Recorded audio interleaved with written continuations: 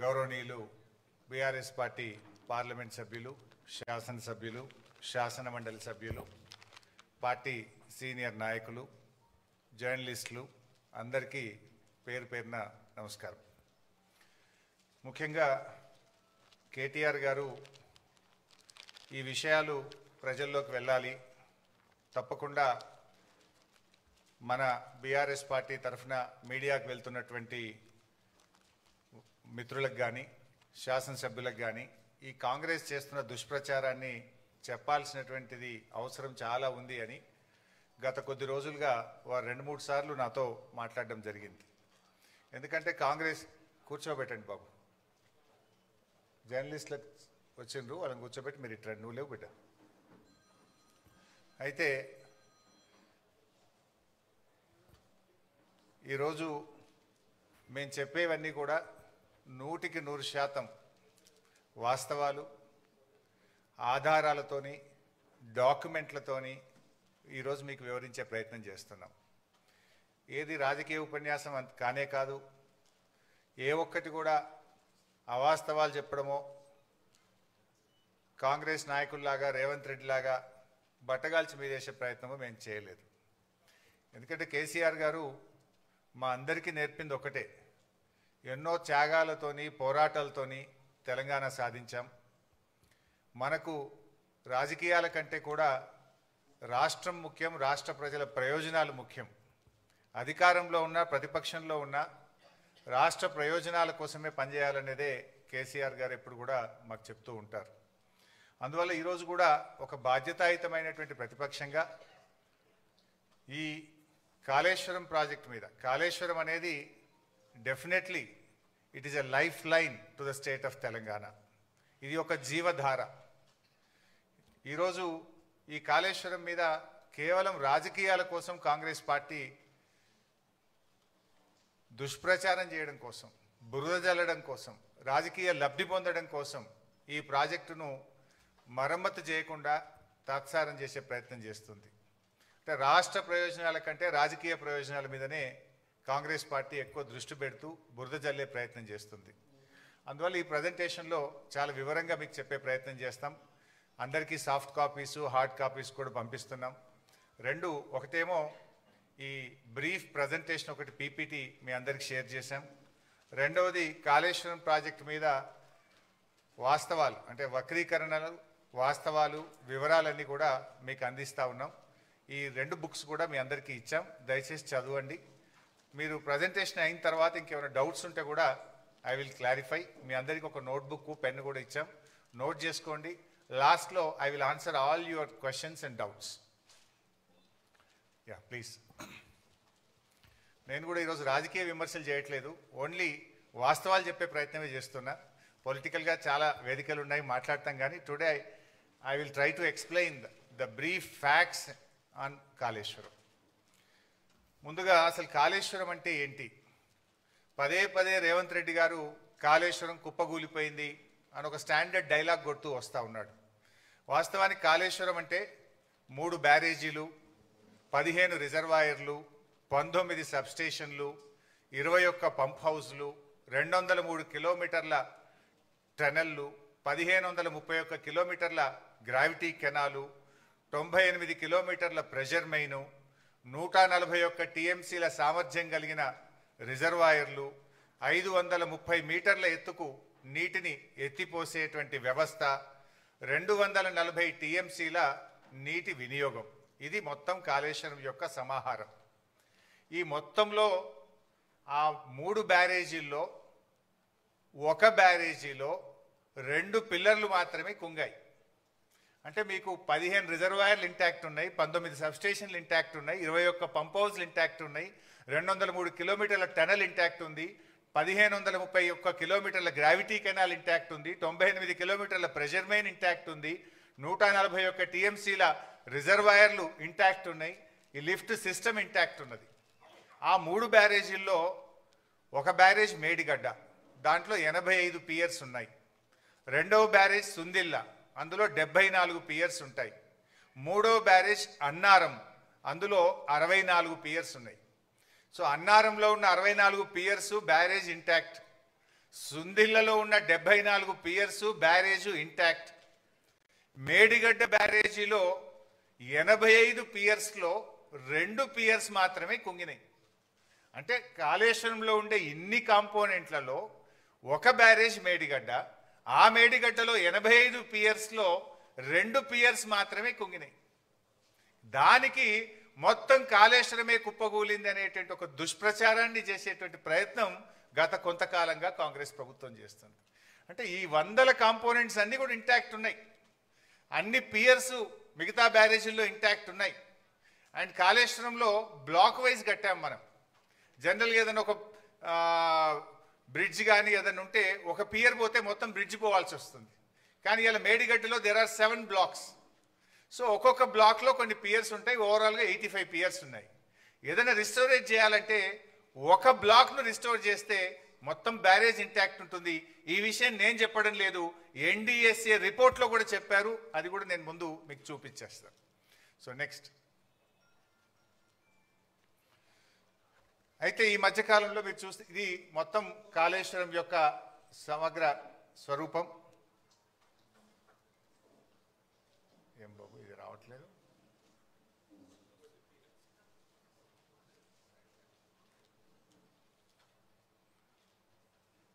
ఇది వస్తుందా బాబు?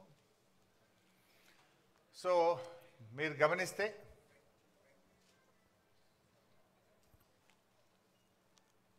బ్యాక్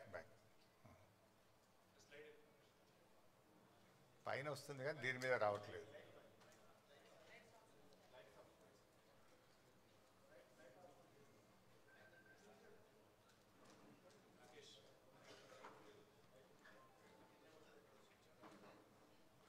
పర్లేదు, నేను ఐ విల్ ఎక్స్ప్లెయిన్ హియర్.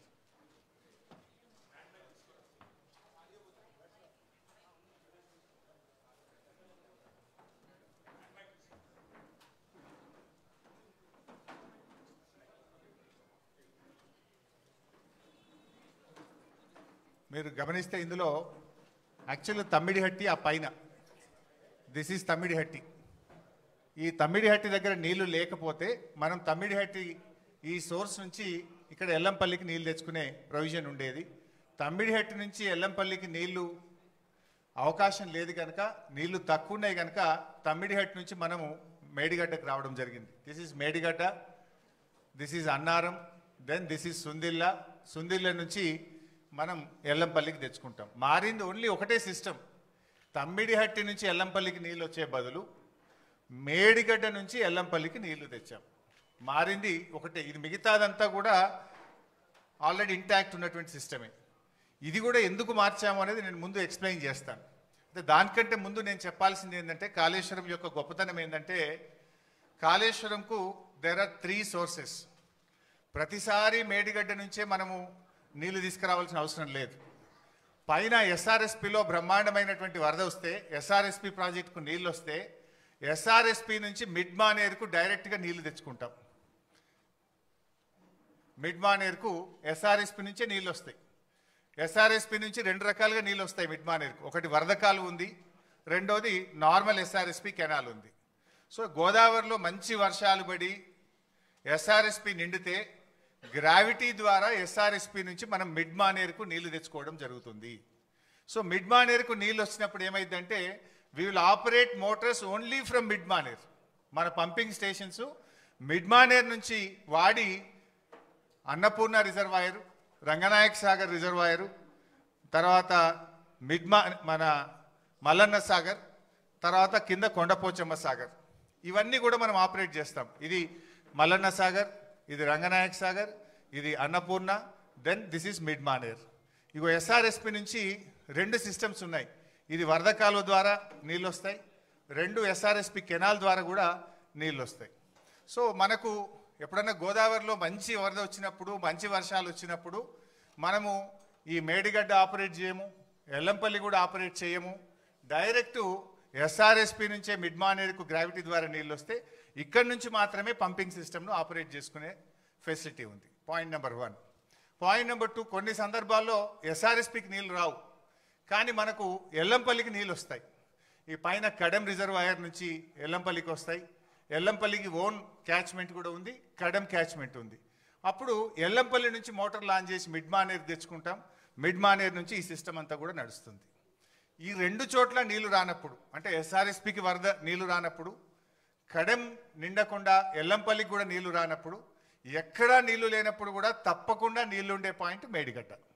అప్పుడు మాత్రమే మేడిగడ్డ నుంచి మోటార్ లాంచ్ చేస్తాం. అయితే ఈ మధ్య మీరు చూస్తే గవర్నమెంట్ కాళేశ్వరం వాడకుండానే పంట పండింది అని ఒక గోబల్స్ ప్రచారం చేస్తున్నారు కాంగ్రెస్ నాయకులు, ముఖ్యంగా ఉత్తమ్ కుమార్ రెడ్డి, రేవంత్ రెడ్డి పదే పదే గోబల్స్ ప్రచారం చేస్తున్నారు. అది కాళేశ్వరం వాడకుండా కాదు, మనకు ఈసారి మంచి వర్షాలు పడ్డాయి. నార్మల్ రెయిన్ఫాల్ కంటే లాస్ట్ ఇయర్ ఎక్సెస్ రెయిన్ఫాల్ ఉంది తెలంగాణలో. అందువల్ల వర్షాలు బాగా పడడం వల్ల ఏమైంది, ఎస్ఆర్ఎస్పి నుంచి మిడ్ మానేర్కు నీళ్లు తెచ్చుకున్నాం. మిడ్ మానేర్లో పంపు చేసి అన్నపూర్ణ, రంగనాయక సాగర్, మల్లన్న సాగర్, కొండపోచమ్మ సాగర్ ఇవన్నీ కూడా నింపినాం ఈసారి. సో అన్నపూర్ణ కింద పంట పండింది, రంగనాయక సాగర్ కింద 1,00,000 ఎకరాల పంట పండింది, మిడ్ మానేర్ కింద 70-80 వేల ఎకరాల పంట పండింది, కొండపోచమ్మ సాగర్ కింద కూడా పంట పండింది. అంటే మరి ఇదంతా కాళేశ్వరంలో భాగం కాదా? వర్షాలు బాగుపడ్డాయి కనుక మనం ఇక్కడ మోటార్ లాంచ్ చేయకుండా డైరెక్ట్ ఎస్ఆర్ఎస్పి నుంచి మిడ్ మానేర్కి వచ్చినాయి. సో మిడ్ మానేర్లో మోటార్లు నడిపినామంటే ఇది కాళేశ్వరంలో అంతర్భాగం. ఇక్కడ కాళేశ్వరం ప్రాజెక్టులో కట్టిన మోటార్లతోనే అన్నపూర్ణకు నీళ్ళు వచ్చినాయి, అన్నపూర్ణలో పెట్టిన మోటార్లతో రంగనాయక సాగర్ నీళ్ళు వచ్చినాయి, రంగనాయక సాగర్లో మోటార్లు నడిపితే మల్లన్న సాగర్ నీళ్ళు వచ్చినాయి, మల్లన్న సాగర్లో మోటార్ నడిపితే కొండపోచమ్మ సాగర్కు నీళ్ళు వచ్చినాయి. ఈ వ్యవస్థ అంతా కూడా పనిచేయడం వల్లనే పంట పండింది, మొదటి పంటకు రెండవ పంటకు. ఇక్కడ దుబ్బాక శాసనసభ్యులు ప్రభాకర్ రెడ్డి గారు ఉన్నారు, వారికి మల్లన్న సాగర్ నుంచి దాదాపు వారి నియోజకవర్గంలో కొన్ని వందల చెరువులు, చెక్ డ్యాములు నింపితే అద్భుతమైన పంట పండింది. మెదక్ మాజీ ఎమ్మెల్యే పద్మాదేవేంద్ర రెడ్డి గారు ఉన్నారు, ఇదే మల్లన్న సాగర్ నుంచి రామాయణపేట కెనాల్ ద్వారా నీళ్ళు ఇస్తే కొన్ని వేల ఎకరాల్లో దుబ్బాక, మెదక్ నియోజకవర్గంలో పంట పండింది. కొండపోచమ్మ సాగర్ నుంచి ఇటు యాదగిరిగుట్ట, ఆలేరు నియోజకవర్గానికి, గజ్వేల్ నియోజకవర్గానికి ఇవాళ నీళ్లు పోయినాయి. అంటే గోదావరి నీళ్లు కొండపోచమ్మ నుంచి యాసంగిలో నీళ్లు వదిలిండ్రు. సుంతాల మహేందర్ రెడ్డి గారు ఉన్నారు, అక్కడ కొత్త గెలిచిన ఎమ్మెల్యే పోయి ఆ నీళ్ళ కొబ్బరికాయలు కొట్టుండే. ఎక్కడి ఆ నీళ్లు? కొండపోచమ్మ సాగర్కు నీళ్ళు ఎక్కడి నుంచి వచ్చినాయి? Kondapochamma Sagar is part of Kaleshwaram. Kaleshwaram నీళ్ళు అక్కడికి వచ్చినాయి కనుక అక్కడి నుంచి కెనాల్ ద్వారా ఆలేరు నియోజకవర్గంలో మన యాసంగి పంటకు నీళ్ళు ఇచ్చినాము, సిద్దిపేట నియోజకవర్గానికి నీళ్ళు ఇచ్చినాము, సిరిసిల్ల నియోజకవర్గానికి నీళ్ళు ఇచ్చినాము. అట్లా కొన్ని లక్షల ఎకరాల్లో కాళేశ్వరం ద్వారా మొన్న పంట పండింది. అయితే వీళ్ళేం ప్రచారం చేస్తున్నారు? కాళేశ్వరం వాడకుండానే పంట పండిందనే దుష్ప్రచారం చేస్తున్నారు. ఇవన్నీ కూడా కాళేశ్వరంలో అంతర్భాగం. అయితే ఈసారి మనకు ఎల్లంపల్లిలో మంచి నీళ్ళు వచ్చినాయి కడెం నుంచి. సో ఎల్లంపల్లి మోటార్లు రన్ చేసి ఎల్లంపల్లి ద్వారా కాళేశ్వరం సిస్టమ్ పనిచేసింది, మిడ్ మానేర్ ద్వారా కాళేశ్వరం సిస్టమ్ పనిచేసింది. ఈ రెండు సిస్టంలు వాడడం వల్ల ఈసారి బ్రహ్మాండమైనటువంటి పంటలు పండినాయి. వేలాది చెరువులు నింపినాం, వందలాది చెక్ డ్యాములు నింపినాం, నేరుగా కెనాల్స్ ద్వారా కూడా వేలాది ఎకరాలకు, లక్షలాది ఎకరాలకు కాళేశ్వరం ద్వారా ఈసారి నీళ్ళు ఇచ్చినాం. అయితే this year is a good year. వర్షాలు బాగుపడడం వల్ల మనము మిడ్ మానేర్, ఎల్లంపల్లి నుంచి మాత్రమే కాళేశ్వరం సిస్టమ్ నడుపుకున్నాము, దాని ద్వారా పంట పండింది. సో ఇప్పటిదాకా జరిగిన ప్రచారం ఏదైతే ఉందో వీళ్ళు రేవంత్ కానీ ఉత్తమ్ గారు చేసేది పూర్తిగా కాళేశ్వరం లేకుండా పంట పండింది అనేటువంటిది పూర్తిగా సత్యదూరమైనటువంటిది. So Kaleshwaram has 3 sources. మంచి వర్షాలు పడితే ఎస్ఆర్ఎస్పి మిడ్ మానేర్ నుంచి సిస్టమ్ నడుపుతాం, యావరేజ్ రెయిన్ఫాల్ ఉంటే ఎల్లంపల్లి మిడ్ మానేర్ సిస్టమ్ నడుపుతాం, బ్యాడ్ ఇయర్ అయితే, వర్స్ట్ ఇయర్ అయితే కూడా మనము మేడిగడ్డ నుంచి నీళ్లు తీసుకోవడానికి there are 3 systems. Current bill మీద కూడా కొందరు మాట్లాడుతుంటారు. వర్స్ట్ ఇయర్ మాత్రమే మనము Medigadda to Annaram, Annaram to Sundilla, Sundilla to Yellampalli, Yellampalli to mid Maner మొత్తం సిస్టమ్ నడుపుతాం. సో గుడ్ ఇయర్ ఉన్నప్పుడు ఏమవుతుంది? ఓన్లీ 50% ఆఫ్ ద మోటార్స్ మాత్రమే నడుపుతాం మంచి వర్షపాతం ఉంటే. యావరేజ్ ఉంటే మనకు ఎల్లంపల్లి నుంచి నడుపుతాం, బ్యాడ్ ఇయర్ ఉంటే మేడిగడ్డ నుంచి నడుపుతాం. సో అందువల్ల కాళేశ్వరంకు 3 సోర్సెస్ ఉన్నాయి. సో ఈ సంవత్సరం కూడా కాళేశ్వరంతోని వానకాలం పంట పండింది, యాసంగి పంట పండింది, భూగర్భ జలాలు పెరిగినాయి. మొన్నటిదాకా ఏదైతే కాంగ్రెస్ పార్టీ కాళేశ్వరం లేకుండా పంట పండిందని చెప్పిందంతా కూడా పూర్తిగా సత్యదూరమైనటువంటి విషయం. ఇన్ఫ్యాక్ట్ బీఆర్ఎస్ గవర్నమెంట్ రాకముందు ప్రాజెక్టుల ద్వారా చెరువులు నింపే ఫెసిలిటీ లేదు. కానీ కేసీఆర్ గారు నిర్ణయం తీసుకొని దాదాపు 3200 తూములు కెనాల్స్కు పెట్టి వేలాది చెరువులు నింపేటువంటి ఒక కీలకమైన నిర్ణయం ఆ రోజు బీఆర్ఎస్ ప్రభుత్వం తీసుకున్నది. అందువల్లనే ఇప్పుడు ఈ ఫ్లడ్ ఫ్లో కెనాల్ ఇది కూడా ఒక రిజర్వాయర్గా మారిపోయి ఈ ఫ్లడ్ ఫ్లో కెనాల్కు రెండు వైపులా చొప్పదండి, జగిత్యాల, కొరుట్ల నియోజకవర్గంలో ఈ ఫ్లడ్ ఫ్లో ద్వారా కూడా పెద్ద ఎత్తున చెరువులు నింపే కార్యక్రమం కూడా జరిగింది. వాగుల్లో కూడా ముఖ్యంగా మొన్న కూడా నేను పంపినాం. ఈ మన మిడ్మానేర్ నుంచి మొన్న ఎండాకాలం దుబ్బాక నియోజకవర్గంలోని కుడవెల్లి వాగు నీళ్లు వదిలితే మన ముస్తాబాద్లోని అప్పర్ మానేర్ ప్రాజెక్టు నిండింది. అదేవిధంగా కొండపోచమ్మ సాగర్ నుంచి హల్దీ వాగులో నీళ్లు వదిలితే నర్సాపూర్ నియోజకవర్గం సుంతా లక్ష్మారెడ్డి గారి నియోజకవర్గంలో దాదాపు 10ల సంఖ్యలో చెక్ డ్యాంలలో వెల్దుర్తి, కొల్చారం, కౌడిపల్లి ఆయా మండలాలకు నీళ్లు వెళ్ళి బ్రహ్మాండంగా ఆ ప్రాంతంలో పంటలు పండినాయి. మన యాసంగిలో కూడా పంటలు పండినాయి. సో కాళేశ్వరం ద్వారా మనము యాసంగిలో కూడా బ్రహ్మాండమైనటువంటి పంటలు పండినాయి. సో కాళేశ్వరం వాడకుండా పంట పండిందని కాంగ్రెస్ చేస్తున్న దుష్ప్రచారం పూర్తిగా సత్యదూరమైనటువంటిది. Next right. So Kaleshwaram storage capacity Medigadda 16, Annaram 10, Sundilla 8. సో అన్నీ కలిపి 141 టీఎంసీల సామర్థ్యం కాళేశ్వరం ప్రాజెక్టులో ఉంది. అయితే ఇక్కడ కూడా ఇంకా ముందు ఎక్స్ప్లెయిన్ చేస్తా. అయితే మన తెలంగాణ రాష్ట్రంలో మనకున్న ఒకే ఒక్క పెద్ద రిజర్వాయరు ఎస్ఆర్ఎస్పి. యాక్చువల్గా ఎస్ఆర్ఎస్పి తప్ప మనకు మేజర్గా స్టోరేజ్ కెపాసిటీ లేదు. ఉమ్మడి ఆంధ్రప్రదేశ్లో తెలంగాణలో కట్టిన కల్వకుర్తి కానీ, నెట్టంపాడు కానీ, భీమా కానీ, కోయిల్ సాగర్ కానీ ఏ ప్రాజెక్టులు కూడా రిజర్వాయర్లు కట్టలేదు. కానీ కేసీఆర్ గారు ముందు చూపుతోని ఇంత బ్రహ్మాండంగా 141 టీఎంసీల రిజర్వాయర్లను మరి పెద్ద ఎత్తున 16 రిజర్వాయర్లను రూపకల్పన చేసి వీటన్నిటి కూడా నిర్మించాం. కొంతమంది అంటుంటారు కాళేశ్వరం ప్రాజెక్ట్ కాస్ట్ పెరిగింది. అంతకుముందు వాళ్ళు పెట్టిన ప్రాణహిత చేవెళ్లలో 141 కాదు, కేవలం 11 టీఎంసీల సామర్థ్యం మాత్రమే ఉండేది. మరి మల్లన్న సాగర్ లాంటి రిజర్వాయర్ 50 టీఎంసీల రిజర్వాయర్ కడితే అక్కడ 13,000 ఎకరాల భూసేకరణ చేసినాం. దాదాపు 8 గ్రామాలకు R&R కాలనీ చేసినాం. మరి అక్కడ ఫారెస్ట్ డిపార్ట్మెంట్ కూడా ఫారెస్ట్ ల్యాండ్ తీసుకొని డబ్బులు కట్టినాం. 50 టీఎంసీల రిజర్వాయర్ కట్టాలంటే డబ్బులు అవసరమైతే ప్రాజెక్ట్ కాస్ట్ పెరుగుతుందా పెరగదా? సో ఇవన్నీ కూడా ఈ కాళేశ్వరం ఇవన్నీ కూడా ఇంటాక్ట్ ఉన్నాయి. All are working. మేడిగడ్డ ఈ నుంచి మొదలుకుంటే ఈ మల్లన్న సాగర్, కొండపోచమ్మ సాగర్, రంగనాయక సాగర్, అనంతగిరి, మలకపేట, మేడారం, అదేవిధంగా గంధమల్లాక్ ఇవన్నీ కూడా ఇంటాక్ట్గా ఈరోజు రిజర్వాయర్లు వాడకంలో ఉన్నాయి. ఇవన్నీ కూడా నెక్స్ట్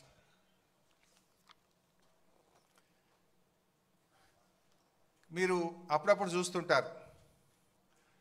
రేవంత్ రెడ్డి ఒకసారి మాట్లాడతాడు కాళేశ్వరం మీద 1 ఎకరా బారలేదంటాడు.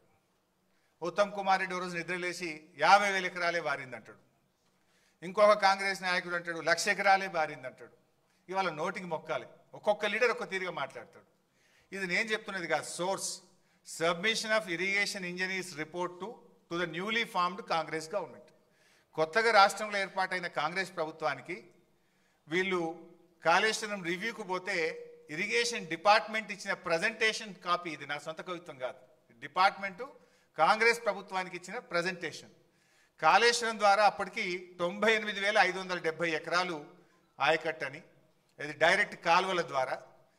అదేవిధంగా కాలువల ద్వారా నింపిన 456 చెరువులను నింపడం ద్వారా 40,000 ఎకరాల ఆయకట్టు. ఎస్ఆర్ఎస్పి స్టేజ్ 1, స్టేజ్ 2 నిజాం సాగర్కు 1,67,000 ఎకరాల కొత్త ఆయకట్టు. మొత్తం 3,04,766 ఎకరాల కొత్త ఆయకట్టుకి ఇచ్చాం. అదేవిధంగా స్థిరీకరణ 17,08,230 ఎకరాలు స్థిరీకరణ జరిగింది.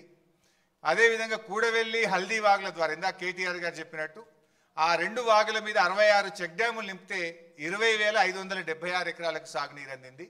మొత్తంగా కాళేశ్వరం ప్రాజెక్టు ద్వారా 20,33,572 ఎకరాలకు సాగునీరు అందింది. ఇది వాస్తవం. కానీ ఏం మాట్లాడతారు? 1 ఎకరా బారలేదని ఒకడంటాడు, 50,000 ఎకరాలు బారిందని ఒకడంటాడు, 1,00,000 ఎకరాలు బారిందని ఒకడంటాడు. వాస్తవానికి 20,33,572 ఎకరాలకు అప్పటికే సాగునీరు అందించాం. ఒక సంవత్సరం బాగా సివియర్ డ్రాట్ వస్తే ఎస్ఆర్ఎస్పికి కూడా రివర్స్ పంపింగ్ చేసినాం. మిడ్ మానేర్ నుంచి ఎల్ఎండికి నీళ్లు తెచ్చి ఎల్ఎండి ద్వారా ఎస్ఆర్ఎస్పి స్టేజ్ 1కు స్టేజ్ 2లో తుంగతుర్తి, సూర్యాపేట, కోదాడ దాకా కూడా కాళేశ్వరం నీళ్లు పంపించి పంటలు కాపాడింది కేసీఆర్ గారి ప్రభుత్వం. సో ఇది అంతా కూడా ఇది వాస్తవమైన రిపోర్ట్. ఇది ఇరిగేషన్ డిపార్ట్మెంట్ ఇస్తున్న రిపోర్ట్. కానీ కాంగ్రెస్ నాయకులు ఎకరం బారలే 50,000 వారింది అనేటువంటి ఒక దుష్ప్రచారం చేస్తున్నారు. ఇది one point. Next, so Godavari నది మొత్తం 1465 కిలోమీటర్లు ఉంటే మోర్ దెన్ 50%, 750 కిలోమీటర్లు మన తెలంగాణలో ప్రవహిస్తుంది. అయితే ఉమ్మడి ఆంధ్రప్రదేశ్లో కొన్ని జీవోలు ఇచ్చినారు అప్పటి ప్రభుత్వం. మొత్తం అంటే అప్పుడు బచావత్ ట్రిబ్యునల్ ఏం అవార్డు ఇచ్చిందంటే పైన రాష్ట్రాలకు నీళ్లు కేటాయిస్తూ all water belongs to the state of Andhra Pradesh అని చెప్పారు. అంటే అప్పుడు దిగువ రాష్ట్రంగా మనం ఉన్నాం కనుక ఇక మొత్తం నీళ్లు వీలయ్యాయి అని చెప్పిండ్రు. ఆ మొత్తం నీళ్ళలో అప్పటి ఆంధ్రప్రదేశ్ ప్రభుత్వం ఓ 1480 టీఎంసీలు కేటాయిస్తే అందులో 969 తెలంగాణకు, 400 మిగతాది 969 కాకుండా మిగతా 500 ఆంధ్రప్రదేశ్కు కేటాయించింది. అంటే ఏ రోజు కూడా మనం 400 టీఎంసీలు కూడా వాడలేదు. అంటే ఏ ప్రాజెక్టులు కూడా కట్టకపోవడం వల్ల దేవాదులు కడితే పనులు జరగలే. మరి అదేవిధంగా ఎస్ఆర్ఎస్పి స్టేజ్ 2కు ఎన్నడూ ఒక్క ఎకరానికి నీళ్లు పోలే. అయితే అప్పుడు తెలంగాణ ఉద్యమం కేసీఆర్ గారి నాయకత్వంలో ఉమ్మడి బాగా ఉధృతంగా జరుగుతూ ఉంటే ఆ తుమ్మిడిహట్టి దగ్గర ప్రాణహిత అనేటువంటి ప్రాజెక్టుకు రాజశేఖర రెడ్డి గారు శంకుస్థాపన చేసిండ్రు. అది కూడా ఆదరబాధగా అప్పుడు జలయజ్ఞం చేసి ఆంధ్రప్రదేశ్లో పోతిరెడ్డిపాడును పెంచి నీళ్లు తీసుకుపోయే ప్రయత్నం, ఆంధ్రప్రదేశ్ పోలవరం కట్టి నీళ్లు తీసుకుపోయే ప్రయత్నంలో తెలంగాణలో కూడా ఏదో ఒకటి స్టార్ట్ చేయాలని ఉద్యమంలో ఆ రోజు ప్రాణహితకు శంకుస్థాపన చేసిండ్రు. నెక్స్ట్, బట్ ఏం జరిగిందో కూడా నేను చెప్తా. ప్రాణహితలో 2007లో ప్రాణహితకు శంకుస్థాపన చేస్తే 2014 వరకు అంటే 8 సంవత్సరాలు కాంగ్రెస్ పార్టీ అధికారంలో ఉంది. ప్రాజెక్టు రూపకల్పన చేసినప్పుడు అప్పుడు అసెంబ్లీ ఎలక్షన్స్ 2009లో ఉండే. 2009 ఎలక్షన్ల ముందు ఒక ప్రాజెక్టుకు 4 జిల్లాల్లో కొబ్బరికాయ కొట్టినారు. కరీంనగర్, మెదక్, ఆదిలాబాద్, రంగారెడ్డి 4 జిల్లాల్లో కొబ్బరికాయ కొట్టి 4 ఏళ్లలో ప్రాజెక్టు పూర్తి చేస్తాం, 4 ఏళ్లలో నీళ్లు ఇస్తామని చెప్పి ఆ రోజు పెద్ద పెద్ద అడ్వర్టైజ్మెంట్లు ఇచ్చి ప్రచారం చేసిండ్రు. సరే 4 ఏళ్లలో ప్రాజెక్టు పూర్తి చేయడం అటుంచండి, కనీసం 4 ఏళ్లలో ప్రాజెక్టుకు అనుమతులు కూడా తేలే. 4 ఏళ్ళు ఇచ్చిపెట్టండి, 8 ఏళ్ళు వాళ్ళే అధికారంలో 2007 to 14 కేంద్రంలో కాంగ్రెస్ ప్రభుత్వం, మహారాష్ట్రలో కాంగ్రెస్ ప్రభుత్వం, ఆంధ్రప్రదేశ్లో కాంగ్రెస్ ప్రభుత్వం. అప్పుడు ఇదే ఉత్తమ్ కుమార్ రెడ్డి మంత్రిగా ఉన్నాడు, ఇదే కోమటిరెడ్డి వెంకటరెడ్డి మంత్రిగా ఉన్నాడు, ఇదే శ్రీధర్ బాబు మంత్రిగా ఉన్నాడు. కానీ వీళ్ళెవ్వరూ పట్టించుకోలే. 8 ఏళ్లలో కాళేశ్వరం ప్రాజెక్టుకు అసలు అనుమతులు కూడా సాధించినటువంటి పరిస్థితి. తమ్మిడిహట్టి దగ్గర ఎక్కడైతే బ్యారేజ్ కడతామన్నారో దానికి మహారాష్ట్రతో అగ్రిమెంట్ చేయలేదు, మహారాష్ట్ర ప్రభుత్వాన్ని ఒప్పించే ప్రయత్నం చేయలేదు. అసలు అక్కడ ఒప్పుకోకుండా ఎక్కడైతే నిజంగా బ్యారేజ్ ఉందో ఆ బ్యారేజీ నిర్మాణం స్టార్ట్ చేయకుండా ఎక్కడెక్కడో పోయి టనల్లు కాలువలు తవ్వే ప్రయత్నం చేసిండ్రు. అసలు హెడ్ దగ్గర పని స్టార్ట్ చేయలేదు. అదేవిధంగా ఇది కాగ్ రిపోర్ట్. ఆ రోజు కాగ్ ఏం చెప్పిందో కూడా మనం చూస్తే substantial funds given as mobilisation advance were blocked with the contractors as recovery thereof could not be affected due to poor progress of works. This way especially so in respect of Pranahita Chevella and Dumugudam Nagarjun Sagar tail ponds. అంటే CAG కూడా ఆ రోజు కాంగ్రెస్ ప్రభుత్వం యొక్క పనిని తప్పుబట్టింది. అందులో కింద ఒక దగ్గర ప్రాణహిత చెవెల్ల 1052 కోట్లు మొబిలైజేషన్ అడ్వాన్స్ ఇచ్చిండ్రు అని చెప్పి ఆ రోజు కాగ్ తప్పుబట్టింది. వాస్తవానికి ఇది 2012 రిపోర్ట్. కానీ మొత్తంగా 2014 వరకు వాళ్ళు ఇచ్చిన మొబిలైజేషన్ అడ్వాన్స్ ఎంత అంటే 2328 కోట్లు. సర్వే అండ్ మొబిలైజేషన్ అడ్వాన్స్ పేరు మీద 2009 ఎన్నికల ముందు కాంట్రాక్టర్లకు ఇచ్చిండ్రు, జేబులు నింపుకున్నారు. 2014 ఎన్నికల ముందు కాంట్రాక్టర్లకు ఇచ్చిండ్రు, జేబులు నింపుకున్నారు. పని మాత్రం జరగలేదు.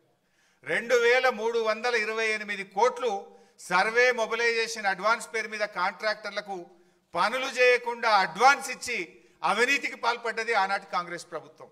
ఆనాటి కాంగ్రెస్ ప్రభుత్వంలో వీళ్ళే మంత్రులు శ్రీధర్ బాబు, ఉత్తమ్ కుమార్ రెడ్డి, కోమటిరెడ్డి వెంకటరెడ్డి. ఆనాడు రేవంత్ రెడ్డి తెలుగుదేశంలో ఉండి విమర్శలు చేసిండు. జలయజ్ఞం కాదు ధనయజ్ఞం అని మాట్లాడిండు. కానీ ఇవాళ ఆయన్నే దాన్ని ఎన్కేసుకొస్తున్నటువంటి పరిస్థితి ఉంది. సో అట్లా మొబిలైజేషన్ అడ్వాన్స్ ఇచ్చింది. ఇకపోతే వాస్తవానికి ఈ మధ్య ఉత్తమ్ కుమార్ రెడ్డి మాట్లాడింది, మీరు కూడా చూసి ఉంటారు. ప్రాణహిత చేవేలకు మేము 10,000 కోట్లు ఖర్చు పెట్టినాం, ఇక జర్ర 20,000 ఖర్చు పెట్టి అయిపోతుండే అని మాట్లాడుతుంటాడు. ఆయన మాట్లాడినాక నేను లెక్కలు తీసి మొత్తం చూస్తే 8 ఏళ్ల కాలంలో ప్రాజెక్టుకు అనుమతులు సాధించలేదు. మొత్తం ల్యాండ్ ఎక్విజిషన్ కావచ్చు, వ్యాప్కోస్కు కావచ్చు, పనులకు కావచ్చు, మొత్తం కలిసి కాంగ్రెస్ ప్రభుత్వం పెట్టిన ఖర్చు కేవలం 3,700 కోట్లు. అంటే ఇప్పుడు గోబల్స్కు తాత అయిపోయాడు ఉత్తమ్ కుమార్ రెడ్డి. అన్ని అబద్ధాలే.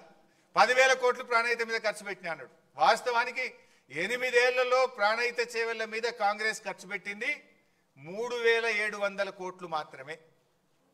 3,700. చెప్తున్నది ఏంది? 10,000 కోట్లు ఖర్చు పెట్టామని ఉత్తమ్ కుమార్ రెడ్డి గారు చెప్తున్నారు. అంటే అది కూడా ఒక సత్యదూరమైనటువంటి విషయం. నెక్స్ట్, ప్రాజెక్ట్ కాస్ట్ పెరిగిందని మన మీద బద్నాం చేస్తుండ్రు. 2007లో 17,875 కోట్లకు మొదలు జీవో ఇచ్చిండ్రు. మళ్ళీ 2008లో దాన్ని 38,500 కోట్లకు పెంచిండ్రు. అంటే ఏ పనులు చేయకుండానే ప్రాజెక్ట్ కాస్ట్ డబుల్ చేసిండ్రు. 17,000ను 38,000కు చేసిండ్రు. ఆ చూడండి, పైన జీవో నంబర్ 114 ఉంది, అది 17,000 కోట్లు. కింద ఇంకొక జీవో 38,500 కోట్ల రూపాయలకు పెంచిండ్రు. ఢిల్లీకి 2012లో పంపిండ్రు అనుమతుల కోసం, అప్పుడు 40,000 కోట్లకు పెంచిండ్రు. అంటే 17,000 నుంచి 40,000 కోట్లకు ప్రాజెక్ట్ కాస్టు కాంగ్రెస్ హయాంలోనే పెరిగింది. ఆ రోజు ఏ పనులు చేయకుండానే 40,000 కోట్లకు పెంచిండ్రు. మరి ఇందాక చెప్పిన పాయింట్ 10,000 ఖర్చు పెట్టినామన్నారు, అన్ని కలిపి వాళ్ళు పెట్టింది 3,780 కోట్లు మాత్రమే. సో ఇట్లా ప్రాజెక్ట్ కాస్టు 17,000 నుంచి 40,000 కోట్లకు కాంగ్రెస్ హయాంలోనే పెరిగింది. బట్ ఆ 40,000 కోట్లది కూడా ఎందుకు పెరిగిందో నేను ముందు ఎక్స్ప్లెయిన్ చేస్తా. నెక్స్ట్, సో బేసికల్లీ ఒక విషయం పదే వస్తుంటుంది బయట. ఏమొస్తుంది? తమ్మిడిహట్టి దగ్గర ప్రాజెక్ట్ కడితే గ్రావిటీ ద్వారా నీళ్ళు వస్తుండే, తమ్మిడిహట్టి దగ్గరనే ప్రాజెక్టు కడితే 40,000 కోట్లకే అయిపోతుండే, వీళ్ళు కమిషన్ల కోసం ప్రాజెక్టును మార్చిండ్రు అని ఒక బురద జల్లే ప్రయత్నం బీఆర్ఎస్ మీద చేస్తుండ్రు. అసలు ఎందుకు మార్చినాం? తమ్మిడిహట్టి దగ్గర మనం ప్రయత్నం చేసినామా లేదా? అసలు తమ్మిడిహట్టి నుంచి మేడిగడ్డకు మార్చాల్సిన అవసరం ఏంటి? ఇది నేను ఫ్యాక్ట్స్తో, ఆధారాలతో సహా ఒక్కసారి మీకు వివరించే ప్రయత్నం చేస్తాను. అసలు ఎందుకు మారాల్సి వచ్చింది? ముందే మనం డైరెక్ట్గా మార్చినామా? ఎప్పుడు అసలు మార్చే నిర్ణయం తీసుకున్నాం? ఏ పరిస్థితుల్లో నిర్ణయం తీసుకున్నాం? ఆ నిర్ణయం తీసుకున్నది ఎవరు? ఆ నిర్ణయం ఎందువల్ల తీసుకోవాల్సి వచ్చిందో I will try to explain. First of all, మన గవర్నమెంట్ 2 జూన్ 2014 ఏర్పడ్డది.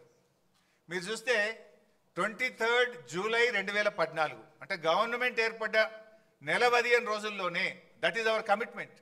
కేసీఆర్ గారు నన్ను, నువ్వు మహారాష్ట్రకు వెళ్ళు, తమిడిహట్టి దగ్గర బ్యారేజ్ కట్టుకుందాం, వాళ్ళు ఎన్ని డబ్బులు అడుగుతా అన్ని ఇద్దాం, నువ్వు పోయి వాళ్ళని ఒప్పించండి అని చెప్పి కేసీఆర్ గారు ఆ రోజు నీటిపారుదల శాఖ మంత్రిగా ఉన్న నన్ను, మన సలహాదారుడిగా ఉన్న విద్యాసాగర్ రావు గారిని ఇంజనీర్ల బృందం తీసుకొని వెళ్ళండి అని ఆదేశించారు. సో గవర్నమెంట్ ఏర్పడ్డ 45 డేస్కు ఐ వెంట్ టు మహారాష్ట్ర. ఆ రోజు మహారాష్ట్రలో కాంగ్రెస్ గవర్నమెంట్ ఉంది. ఆ కాంగ్రెస్ గవర్నమెంట్లో ఇరిగేషన్ మినిస్టర్ హసన్ ముషరఫ్ గారు మహారాష్ట్ర నీటిపారుదల శాఖ మంత్రి. మేము అపాయింట్మెంట్ తీసుకొని ఆయన దగ్గరికి వెళ్ళి కలిసి మాట్లాడి మేము గత ఆంధ్రప్రదేశ్ లాగా మీతో కొట్లాడము, మా ముఖ్యమంత్రి గారు మీకు చెప్పమన్నారు, మీతో కలిసి పనిచేస్తాము, మీకు మా సహకారం అందిస్తాం, మీరు మాకు సహకారం అందించండి, మహారాష్ట్రలో ముంపు గురయ్యే భూమికి మీరు ఏ ధర నిర్ణయిస్తే ఆ ధర, మీరు ఎన్ని పైసలు అడిగితే అన్ని పైసలు ఇస్తాం, మా ఉద్యమమే నీళ్ళ నుంచి పుట్టింది, మా పోరాటమే నీళ్ళ కోసం జరిగింది, మా ప్రాంతంలో రైతుల ఆత్మహత్యలు జరుగుతున్నాయి, మేము తొందరగా ఇది కట్టుకోవాలనుకుంటున్నామని we pleaded them like anything, బతిలాడినాం అన్ని రకాలుగా. ఆయన మాట్లాడుతూ ఒక విషయం చెప్పారు. ఆయన మాట్లాడుతూ, చూడు భాయ్ సాబ్, ఇంకొక 6 నెలల్లో మాకు ఎలక్షన్ ఉంది, మహారాష్ట్రలో అప్పుడు అసెంబ్లీ ఎలక్షన్స్ ఇంకా 6 నెలలు ఉంది, అయినా మేము ఎట్లా ఒప్పుకుంటాము? 8 సంవత్సరాల నుంచి కూడా మేము స్పష్టంగా మీకు చెప్తూ వచ్చినాం, 152 మీటర్ల ఎత్తులో మేము తమ్మిడిహట్టి దగ్గర బ్యారేజ్ కట్టడానికి ఒప్పుకోము అని చాలాసార్లు మేము మీ ప్రభుత్వానికి చెప్పినాము. చెప్పడమే కాదు, మా ముఖ్యమంత్రి గారు మీ ముఖ్యమంత్రి గారికి లేఖ రాసిండ్రు. అని ఆ లేఖ కాపీ ఇచ్చిండు నా చేతికి. ఏం రాసిండ్రో ఆ లేఖల మీరే చూడొచ్చు. చాలా స్పష్టంగా అందులో ఆనాడు మహారాష్ట్ర ముఖ్యమంత్రిగా ఉన్నటువంటి పృథ్వీరాజ్ చౌహాన్ గారు మన ముఖ్యమంత్రి కిరణ్ కుమార్ రెడ్డి గారికి లేఖ రాయడం జరిగింది. ఆ లేఖలో ఆయన చాలా స్పష్టంగా ఏం చెప్పిండంటే, it is also requested that Andhra Pradesh government should not proceed with unilaterally decided layouts and control levels. It may lead to unfruitful expenditure. మీరు సొంతగా మీరే 152 మీటర్ల ఎత్తని మీరే నిర్ణయించుకొని మీరే పనులు ప్రారంభించి మీరు ముందుకు పోతా ఉన్నారు. మీరు అట్లా చేస్తే మీరు పెట్టే ఖర్చంతా కూడా వృధా అవుతుంది, జాగ్రత్త అని చెప్పి మా ముఖ్యమంత్రి గారు మీ ఆనాటి ముఖ్యమంత్రికి లేఖ రాసిండ్రు. ఈ లెటర్ చదువుకోండి అని నా చేతిలో పెట్టిండు. అరే భాయ్ సాబ్, మరి ఎట్లా పనులు అయిపోయినాయి, ఆల్రెడీ ప్రాజెక్ట్ స్టార్ట్ అయింది, మరి మాకు ఇబ్బంది అవుతుంది అని మేము చాలా రకాలుగా రిక్వెస్ట్ చేసినాం. రిక్వెస్ట్ చేస్తే ఆయన ఒక మాట అన్నాడు ఆ రోజు, ఇక 6 నెలలు అయితే ఎలక్షన్ ఉంది భాయ్ సాబ్, 7 ఏళ్ళు ఒప్పుకునే వాళ్ళం ఇప్పుడు ఒప్పుకుంటాం ఎలక్షన్లు కూడా. మా దగ్గర ఆల్రెడీ పెద్ద ఉద్యమాలు అవుతున్నాయి మహారాష్ట్రలో. మహారాష్ట్ర మునిగిపోయి తెలంగాణకు నీళ్ళు ఇస్తారని చెప్పి ఉద్యమాలు అవుతున్నాయి. మేము ఇప్పుడు ఒప్పుకునే పరిస్థితి లేదు. ఏదైనా ఉంటే ఎలక్షన్ అయినాక రాండి, మేము మళ్ళీ గెలిస్తే అప్పుడు మాట్లాడుకుందాం, కానీ ఇప్పుడు ఇక మాట్లాడేది లేదు పోనని ఇలా కొట్టాడు.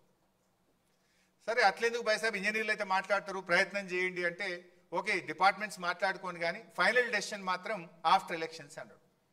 సరే తదనంతరం 16 జూలై ఆగస్టులో ఒక మీటింగ్ అయింది. 4th ఫిబ్రవరి ఇంకొక మీటింగు ఇంజనీర్స్ లెవెల్లో సెక్రటరీస్ లెవెల్లో మీటింగ్ జరిగినాయి. 16/8/2014 నాడు ఆర్ విద్యాసాగర్ రావు గారి నేతృత్వంలో మళ్ళొక్కసారి కూడా మీటింగ్ అయి 152 మీటర్ల ఎత్తులో మేము కట్టుకుంటాము, మీరు ఎంత డబ్బు అడిగినా ఇస్తామని చెప్పి విద్యాసాగర్ రావు గారు కూడా ఇంకొక మీటింగ్లో కూడా చెప్పారు. ఇన్ని మీటింగ్స్ జరిగినాయి. నెక్స్ట్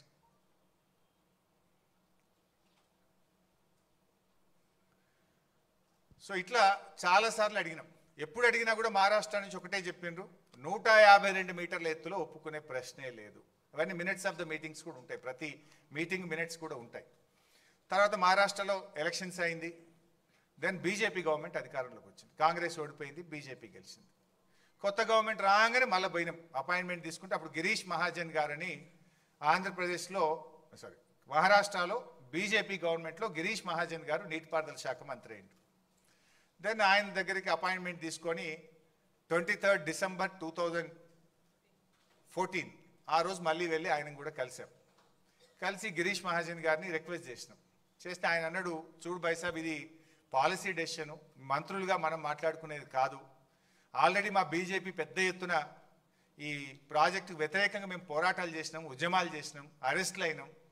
ఇది మన లెవెల్లో అయ్యేది కాదు. బెటర్ ఒకసారి ముఖ్యమంత్రుల లెవెల్లో మాట్లాడితే ఏదైనా పరిష్కారం జరుగుతుందని ఆయన సూచన ఇచ్చింది. దెన్ నేను వచ్చి మన ముఖ్యమంత్రి కేసీఆర్ గారికి విషయం అంతా బ్రీఫ్ చేసినాం. నెక్స్ట్ బ్రీఫ్ చేస్తే కేసీఆర్ గారు స్వయంగా ఆ రోజు మహారాష్ట్రకు వచ్చింది. ఆ డేట్ చూస్తే మీకు గుర్తొస్తుంది, 17th ఫిబ్రవరి 2015. ఆ రోజు కేసీఆర్ గారు బర్త్డే. తన బర్త్డే కూడా పట్టించుకోకుండా, ముఖ్యమంత్రి అయిన తర్వాత జరిగిన ఫస్ట్ బర్త్డే, తన బర్త్డేను కూడా పట్టించుకోకుండా నిజమైన జన్మదినం మహారాష్ట్రను ఒప్పిస్తే నా నిజమైన జన్మదినం అనుకొని బర్త్డే రోజు మహారాష్ట్రకు వచ్చాడు. మహారాష్ట్రకు వచ్చి ఆ రోజు అక్కడ ముఖ్యమంత్రి గారు అదే రోజు అపాయింట్మెంట్ ఇచ్చిండు. ఆయన అపాయింట్మెంట్ ఇచ్చినాడే నా బర్త్డే తర్వాత, కానీ ముందు ఆయన అపాయింట్మెంట్ ఇచ్చిండు, పోదాం పని మమ్మల్ని అందరిని తీసుకొని అటుపోయింది. లక్కీలీ తెలంగాణ బిడ్డ ఆర్ విద్యాసాగర్ రావు గారు, సిహెచ్ విద్యాసాగర్ రావు గారు మహారాష్ట్ర గవర్నర్గా ఉన్నారు. ఆయన ఆశీస్సులు కూడా ఉంటాయి, తెలంగాణ బిడ్డనే ఉన్నాడు కదా అని ఆయనను కూడా బతిలాడి సిహెచ్ విద్యాసాగర్ రావు గారి సమక్షంలోనే కేసీఆర్ గారు మరి మహారాష్ట్ర ముఖ్యమంత్రి ఫడ్నవీస్ గారిని కలిసి రిక్వెస్ట్ చేసినాం.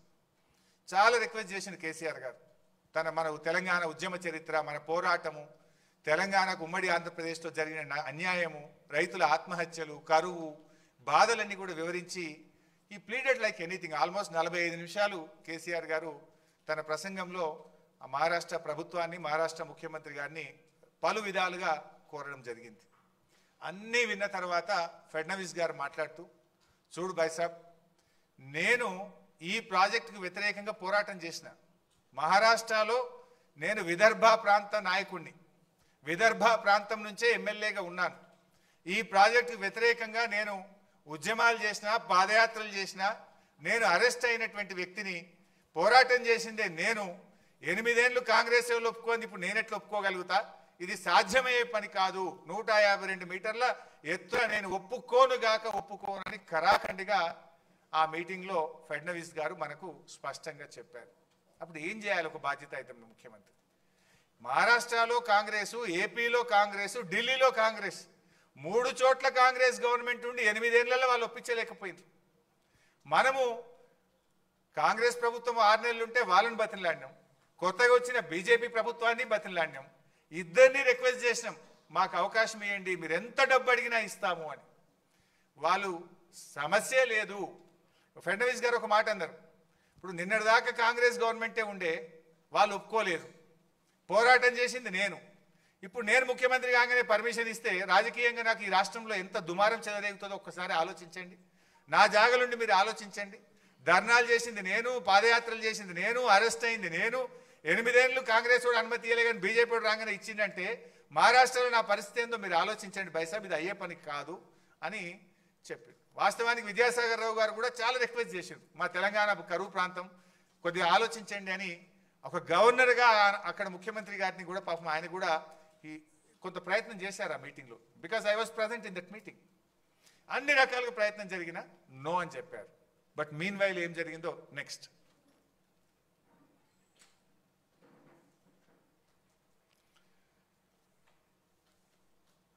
సో ఈ స్లైడ్ మార్చి నేను నెక్స్ట్ చెప్తా ఇంకోటి. రైట్, ఇది మీన్ వైల్ ఏమైంది? 17th ఫిబ్రవరి మీటింగ్ అయింది కేసీఆర్ గారిది. ఈ లెటర్ చూడండి, దిస్ ఈజ్ 18th ఫిబ్రవరి 2015. మీరు ఆ డేట్ చూడండి. Letter from central water commission 18th ఫిబ్రవరి 2015. 17 మన ఢిల్లీలో మీటింగ్ అయింది, మనం హైదరాబాద్ వచ్చేసినాం. సరే 18th డేట్ సిడబ్ల్యూసీలో వేసిండ్రు, ఆ లెటర్ మనకు ముట్టే వరకు వారం లేట్ అవుతుంది. జనరల్గా సెంట్రల్ వాటర్ కమిషన్ ఢిల్లీ వాళ్ళు పోస్టులు వేస్తే మన రాష్ట్రానికి అందే వరకు వారం అవుతుంది. మనం వచ్చి ఏం చేద్దాం ఎట్లా అని మనం ఆలోచించుకుంటున్నాం. అంతలో ఈ లెటర్ వచ్చింది ఒక వారం తర్వాత. ఇందులో ఏముందంటే, ఇది క్లియర్ లేదు, అది ఉందా? కాపీ ఉందా బాబు? హార్డ్ కాపీ ఒకటి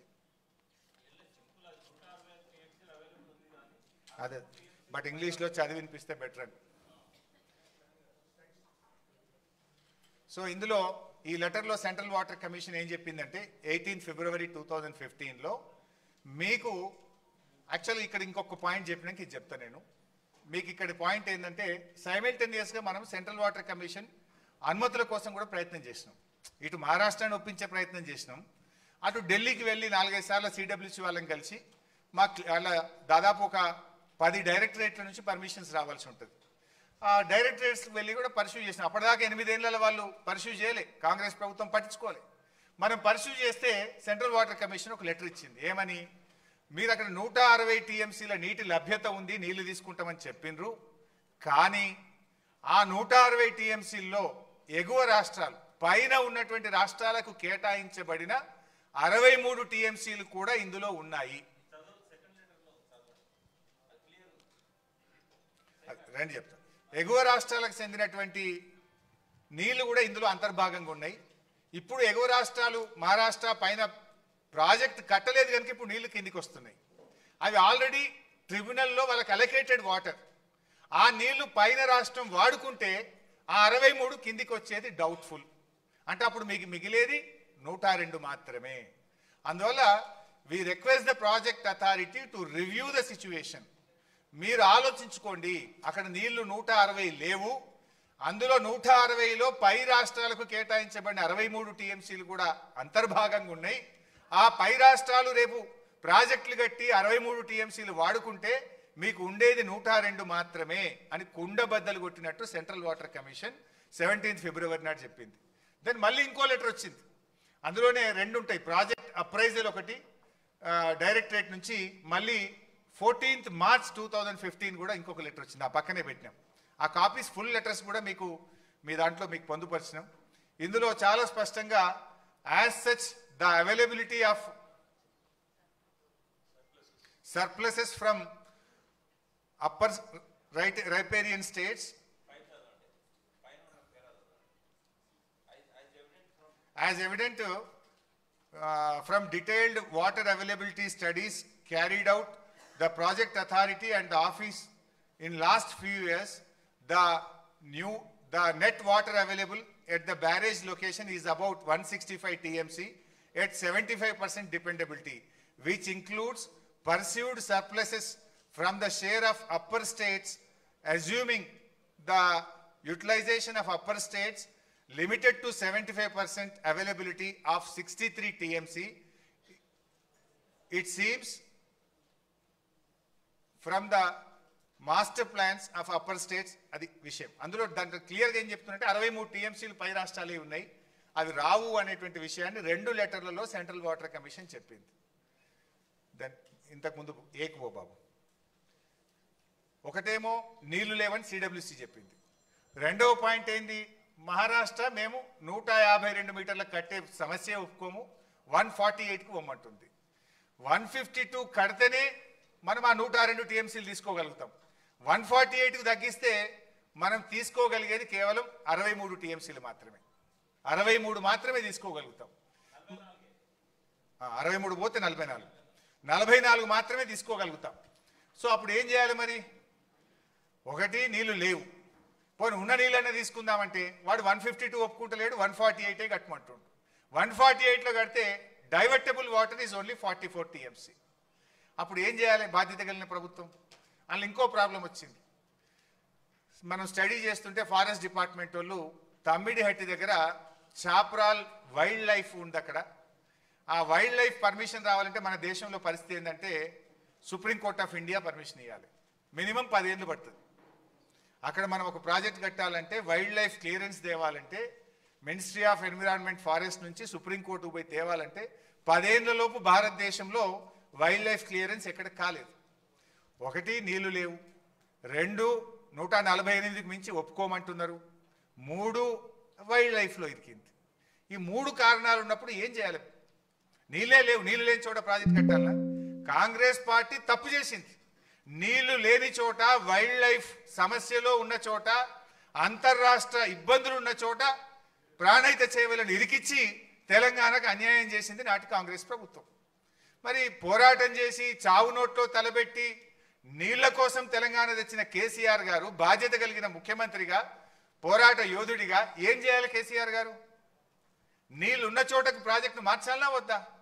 కాంగ్రెస్ చేసిన తప్పిదానాన్ని సరిచేయడం కోసం భవిష్యత్ తెలంగాణ అవసరాలను దృష్టిలో పెట్టుకొని మనము ప్రాజెక్ట్ సైట్ మార్చాల్సిన తప్పనిసరి పరిస్థితి ఏర్పడ్డది. నెక్స్ట్ చెప్తా. నంబర్ 3, థర్డ్ పాయింట్, ఇంకో లెటర్ కూడా వచ్చింది సిడబ్ల్యూసి నుంచి. అంటే ఎందుకు రీఇంజనీరింగ్ చేసినాము అంటే అనదర్ పాయింట్, థర్డ్ పాయింట్లో ఏం చేసిందంటే సిడబ్ల్యూసి మనకు ఇంకొక లెటర్ రాసింది. ఏం రాసింది అంటే మీరు 160 టీఎంసీలతోని 16 లక్షల ఎకరాలు, అప్పుడు ఆ రోజు ప్రతిపాదించింది, 16 లక్షల ఎకరాలకు నీళ్లు ఇవ్వాలంటే మీరు పెట్టిన రిజర్వాయర్లు సరిపోవు, బ్యారేజీలు సరిపోవు, సిస్టమ్ నడపలేరు, మినిమం స్టోరేజ్ ఉండాలంటే మీరు కొత్త రిజర్వాయర్లు నిర్మించండి, అవసరమైతే ఉన్న చెరువుల సామర్థ్యం పెంచండి, ఆర్టిఫిషియల్ రిజర్వాయర్స్ కట్టైనా సరే మీరు నీటి సామర్థ్యం, నిల్వ సామర్థ్యాన్ని పెంచండి అని చెప్పి సెంట్రల్ వాటర్ కమిషన్ మరొక లెటర్ కూడా మనకు రాయడం జరిగింది. నెక్స్ట్, అప్పుడు మన గవర్నమెంట్ ఏం చేద్దాము అని చెప్పి మేడిగడ్డ మనమే నిర్ణయించినాం, కేసీఆర్ గారు నిర్ణయించిండ్రు అని కూడా మన మీద బురద చల్లుతూ ఉంటారు. సో అసలు ఎందుకు మార్చాల్సి వచ్చిందో ఇప్పుడు మీకు అర్థమైంది. పాయింట్ నెంబర్ 1 నీళ్లు లేవు, పాయింట్ నెంబర్ 2 మహారాష్ట్ర ఒప్పుకుంటలేదు, పాయింట్ నెంబర్ 3 అక్కడ వైల్డ్ లైఫ్ ఉంది, పాయింట్ నెంబర్ 4 మీరు పెట్టిన రిజర్వాయర్ల సామర్థ్యం సరిపోదు కనుక మీరు ఆ రిజర్వాయర్లను సామర్థ్యం పెంచుకోండి. ఈ 4 కారణాలు చెప్పారు. ఇది మీరు చెప్పలే, నేను చెప్పలే, మన రాష్ట్ర ఇంజనీర్లు చెప్పలే, కేంద్ర జలవనరుల సంఘం చెప్పింది. అప్పుడు మనం ఏం చేద్దాము అని కేంద్ర ప్రభుత్వ సంస్థ, ఇది వ్యాప్కోస్ అనేటువంటిది సెంట్రల్ వాటర్ కమిషన్ యొక్క సబ్సిడరీ ఆర్గనైజేషన్, అది కేంద్ర ప్రభుత్వ సంస్థ వ్యాప్కోస్. ఈ దేశంలో అత్యున్నతమైనటువంటి సర్వే ఏజెన్సీ ఏదన్నా ఉంది అంటే అది వ్యాప్కోస్. ఆ వ్యాప్కోస్ కూడా ఎందుకు ఇచ్చినాము అంటే ఆనాడు ప్రాణహిత చేవెళ్ల ప్రాజెక్టు కూడా వ్యాప్కోస్కే అప్పటి కాంగ్రెస్ ప్రభుత్వం ఇచ్చింది. సో ఆల్రెడీ దీని మీద అవగాహన ఉంది, వాళ్ళైతే క్లారిటీ ఇస్తారని చెప్పి వ్యాప్కోస్కు ఆ రోజు కేసీఆర్ గారు పిలిచి మరి మాకు ఇట్లా నీళ్లు లేవు అని చెప్పి సిడబ్ల్యూసీ లెటర్ రాసింది. మరి ఎక్కడ కట్టుకుంటే నీళ్లు వస్తాయి, ఏం చేస్తే బాగుంటుంది, మాకు ప్రత్యామ్నాయం సూచించండి అని చెప్పి మనము జీవో నంబర్ 40 ద్వారా వ్యాప్కోస్ను ఆథరైజ్ చేస్తూ ప్రత్యామ్నాయ స్థలం చూపించమని అడిగాం. అది జీవో, ఇది మన ఇది నెక్స్ట్ ఇది దీనికంటే ముందు అయితే ఈ వ్యాప్కోస్కు సంబంధించి వాళ్ళు సర్వే చేసిన లాడార్ సర్వే అని, అప్పుడు డిఫెన్స్ నుంచి పర్మిషన్ తీసుకొని ప్రత్యేకంగా లైడార్ సర్వే చేసి వ్యాప్కోస్ వాళ్ళు మనకు ఇక్కడ ఈ ప్రాజెక్ట్ కడితే బాగుంటుంది అని చెప్పి ప్రాథమిక నివేదిక ఇచ్చారు, ఒక ప్రిలిమినరీ రిపోర్ట్ ఇచ్చారు. ఆ ప్రిలిమినరీ రిపోర్ట్ బేస్ చేసుకొని కేసీఆర్ గారు 2 కమిటీలు వేసారు. ఒకటేమో క్యాబినెట్ సబ్ కమిటీ, ఒకటేమో రిటైర్డ్ ఇంజనీర్స్, మన రాష్ట్రంలో అనుభవజ్ఞులైనటువంటి రిటైర్డ్ ఇంజనీర్లతోని వారితో కూడా ఒక కమిటీ వేసారు. వేసి మీరు స్టడీ చేయండి ఇట్లా వచ్చింది అని చెప్తే, అప్పుడు నేను నీటిపారుదల శాఖ మంత్రిగా చైర్మన్గా ఉంటుంది, ఈటల రాజేందర్ గారు ఫైనాన్స్ మినిస్టర్గా వారు సభ్యులుగా ఉన్నారు, తుమ్మల నాగేశ్వరరావు గారు గతంలో వారు నీటిపారుదల శాఖ మంత్రిగా పనిచేసింది కనుక అనుభవజ్ఞులు కనుక వారిని కూడా కమిటీలో వేయడం జరిగింది. సో మేము ముగ్గురము మన డిపార్ట్మెంట్లో ఉండేటువంటి ఇంజనీర్స్తో డిస్కస్ చేసి వ్యాప్కోస్ యొక్క ప్రాథమిక నివేదికను చూసి మొత్తంగా ఓవరాల్గా సిచ్యువేషన్ అంతా అసెస్ చేసి ఆ రోజు క్యాబినెట్ సబ్ కమిటీ ఇచ్చిన recommendation construction of barrage across Pranahita at 148, తర్వాత construction of barrages across Godavari below the confluence of river Pranahita at Medigadda near Kaleshwaram అని, ఇట్లా construction of 2 more barrages between Medigadda and Sripada Yellampalli, that is Annaram and Sundilla. ఇది cabinet sub committee recommendation ఇచ్చింది. అంటే ఈ cabinet sub కమిటీకి దేని మీద ఆధారంగా రికమెండేషన్ ఇచ్చింది? ఇంజనీర్లు ఇచ్చిన నివేదిక, వ్యాప్కోస్ ఇచ్చిన నివేదిక, ఆనాడు మహారాష్ట్ర రాష్ట్రంలో ఉన్నటువంటి పరిస్థితులు, సెంట్రల్ వాటర్ కమిషన్ నుంచి వచ్చిన లేఖల ఆధారంగా మేడిగడ్డ దగ్గర బ్యారేజ్ కట్టాలి అనేటువంటిది ఆనాడు క్యాబినెట్ సబ్ కమిటీ రికమెండేషన్ ఇచ్చింది. బహుశా నిన్న మీరు చూసుంటారు, ఈటల రాజేందర్ గారు కూడా కమిషన్ ముందు చెప్పింది స్పష్టంగా వచ్చింది. మరి తుమ్మల నాగేశ్వరరావు గారు అయితే కాంగ్రెస్ గవర్నమెంట్లో మంత్రిగా ఉన్నాడు, ఆయన కూడా సంతకం పెట్టండి దీని మీద, ఆయన కూడా ఆ రోజు మేడిగడ్డ దగ్గర కట్టాలని రికమెండ్ చేసిండు దీంట్లో. ఇది ఒక రిపోర్టు. నెక్స్ట్ ఇంకోటి రిటైర్డ్ ఇంజనీర్స్ది నెక్స్ట్ ఉందా? సరే, అది రిటైర్డ్ ఇంజనీర్స్ది కూడా ఒకటి ఉంటుంది. రిటైర్డ్ ఇంజనీర్స్ని కూడా కేసీఆర్ గారు ఒక అభిప్రాయం అడిగారు. దాని విషయంలో కూడా కాంగ్రెస్ దుష్ప్రచారం చేస్తుంది. ఏమని? మీ రిటైర్డ్ ఇంజనీర్లే మేడిగడ్డ దగ్గర కట్టొద్దన్నారు అనేటువంటి ఒక తప్పుడు మెసేజ్ని తీసుకుపోతున్నారు. వాస్తవానికి రిటైర్డ్ ఇంజనీర్లు కట్టొద్దనిలే. ఆ రోజు వాళ్ళు అన్నది ఏంటంటే Medigadda is a beautiful point, అక్కడ నీళ్లు ఉన్నాయి, కానీ మేడిగడ్డ దగ్గర నుంచి డైరెక్ట్గా మిడ్ మానేర్ నీళ్లు తీసుకుపోవడం సాధ్యం కాదు. మేడిగడ్డ నుంచి డైరెక్ట్ పంపింగ్ మిడ్ మానేర్కు సాధ్యం కాదు. మధ్యలో మీరు నది మీద ఇంకా కొన్ని బ్యారేజీలు కట్టి నీళ్ళని ఎల్లంపల్లి తీసుకుపోవడం సాధ్యమైతే తప్ప మేడిగడ్డ టు మిడ్ మానేర్ సాధ్యం కాదు అనేటువంటి విషయాన్ని రిటైర్డ్ ఇంజనీర్లు కూడా చెప్పింది. సో వీటన్నిటిని దృష్టిలో పెట్టుకొని రిటైర్డ్ ఇంజనీర్లు చెప్పింది, క్యాబినెట్ సబ్ కమిటీ చెప్పింది, కేంద్ర ప్రభుత్వ సంస్థ వ్యాప్కోస్ చెప్పింది, మన రాష్ట్ర ప్రభుత్వ ఇంజనీర్లు చెప్పింది, అన్నిటినీ నివేదికలను తీసుకొని ఆ రోజు క్యాబినెట్లో పెట్టి క్యాబినెట్లో చర్చించి మేడిగడ్డ అన్నారం సుందిళ్ళ ద్వారా ఎల్లంపల్లికి నీళ్లు దేవాలని క్యాబినెట్ నిర్ణయం తీసుకున్నది. ఆ క్యాబినెట్ నిర్ణయానికి వ్యాప్కోస్ ఇచ్చిన నివేదిక, రిటైర్డ్ ఇంజనీర్లు ఇచ్చిన నివేదిక, మన రాష్ట్ర ప్రభుత్వ ఇంజనీర్లు ఇచ్చిన నివేదిక ఆధారంగా నిర్ణయం జరిగింది తప్ప దాంట్లో ఎవరో ఒకరిగా చేసినటువంటి నివేదిక కాదు. అది ఒకటి క్లారిఫై. అంటే చాలాసార్లు కూడా మనం ఏదో రీఇంజనీరింగ్ ఎందుకు చేయాల్సి వచ్చింది? నీళ్లు లేవు గనక, వైల్డ్ లైఫ్ ఉంది కనుక, మహారాష్ట్ర ఒప్పుకోలేదు కనుక, అదేవిధంగా రిజర్వాయర్ల సామర్థ్యం పెంచుకోమని సిడబ్ల్యూసి చెప్పింది కనుక రీఇంజనీరింగ్ చేసుకోవాల్సి వచ్చింది. ఆ రీఇంజనీరింగ్లో మేడిగడ్డ దగ్గరికి ఎందుకు పోయినాం అంటే వ్యాప్కోస్ అనే కేంద్ర ప్రభుత్వ సంస్థ ఇచ్చిన రిపోర్ట్ కానీ, క్యాబినెట్ సబ్ కమిటీ ఇచ్చిన రిపోర్ట్ కానీ, రిటైర్డ్ ఇంజనీర్లు ఇచ్చిన రిపోర్ట్ కానీ ఇవన్నీ కూడా మేడిగడ్డ దగ్గర కట్టి నీళ్లు తీసుకోవాలని చెప్పి సూచిస్తే క్యాబినెట్లో పెట్టి చర్చించి క్యాబినెట్ ఆమోదంతో రీఇంజనీరింగ్ జరిగింది, మేడిగడ్డ పాయింట్ నిర్ణయం జరిగింది. తర్వాత ప్రాజెక్ట్ కాస్ట్ ఎందుకు పెరిగింది అనేది ఒక డిస్కషన్ వస్తుంది. దీంట్లో వాస్తవానికి ప్రాణహితలో ఏముండే, రీఇంజనీరింగ్ తర్వాత కాళేశ్వరం ఏమైంది, సింపుల్గా అర్థం చేసుకోవడానికి చాలా పాయింట్స్ ఉన్నాయి కానీ బ్రీఫ్గా పెట్టినాం. ఆ రోజు జలాశయాల సామర్థ్యం 16 టీఎంసీలు. ఈ 16లో 11 టీఎంసీలు బ్యారేజీ, తమ్మిడిహట్టి బ్యారేజే. అది 152 మీటర్ల ఎత్తున కడితే 11 వస్తుంది. ఆ 11 తప్పితే ఎంత ఉన్నట్టు? 5. కానీ ఇక్కడికి వస్తే 141 టీఎంసీల సామర్థ్యం. ఎక్కడ 16, ఎక్కడ 141, ఆల్మోస్ట్ 10 టైమ్స్ మోర్. 10 అంతల రిజర్వాయర్ల సామర్థ్యం పెరగాలంటే ప్రాజెక్ట్ కాస్ట్ పెరుగుతుందా పెరగదా? అంటే 1,00,000 ఎకరాలకు పైగా ల్యాండ్ ఎక్విజిషన్ చేసినాం మనం. ఆనాడు ప్రాణహిత చేవెళ్లలో ల్యాండ్ ఎక్విజిషన్కి ఎకరానికి 2 లక్షలు పెట్టిండ్రు. కానీ కాళేశ్వరంలో మనము ఎకరానికి 9 నుంచి 16, 18 లక్షల రూపాయలు కూడా ఇచ్చినాం. సో అది రిజర్వాయర్ల సామర్థ్యం. నీటి వినియోగం అక్కడ 160 టీఎంసీలు అయితే ఇక్కడ 240 టీఎంసీలు. ఆయకట్టు 16,40,000 ఎకరాలు అయితే ఇక్కడ 37 లక్షల ఎకరాలు. పంపింగ్ సామర్థ్యం ఒక రోజుకు 1.8 టీఎంసీ ఉంటే ఇక్కడ 3 టీఎంసీలు, అంటే ఆల్మోస్ట్ డబుల్. పంపింగ్ సామర్థ్యం డబుల్, రిజర్వాయర్ల సామర్థ్యం 10 అంతలు, నీటి వినియోగం 80 టీఎంసీలు ఎక్కువ, ఆయకట్టు డబుల్. అండ్ ల్యాండ్ కంపెన్సేషన్ ఇక్కడ 2 lakhs అయితే యావరేజ్గా మనం 11 lakhs ఇచ్చినాం. ఆల్మోస్ట్ అది 5 టైమ్స్. మరి ఇన్ని పెరిగినప్పుడు ప్రాజెక్ట్ కాస్ట్ పెరుగుతుందా పెరగదా? ఇది ఒక పాయింట్ మీకు అర్థం కావడానికి బ్రీఫ్గా చెప్పే ప్రయత్నం చేస్తున్నాం. నెక్స్ట్. సో 8 ఏళ్ళు కాంగ్రెస్ పార్టీ అధికారంలో ఉంటే ఏ పర్మిషన్ రాలే. 1 yearలో ఇగో 11 పర్మిషన్లు మనం సెంట్రల్ వాటర్ కమిషన్ నుంచి తెచ్చాం. This is our commitment. మీ డేట్లు చూడండి. సిడబ్ల్యూసి నుంచి hydrology 30th November 2017, interstate 3rd November 2017, CMS 24th November 2017, irrigation planning 13th April 2018, farmers welfare 11th May 2018, cost appraisal 1st May 2018, CSMRS 21st May 2018, ministry of environment and forest 4 పర్మిషన్లు వచ్చినాయి. 24th October, 24th November 2017, central ground water board 21st November 2017, మోటా 30th January 2023, final approval TAC 14th June 2018. So అన్ని అనుమతులతో Kaleshwaram project కట్టినాం.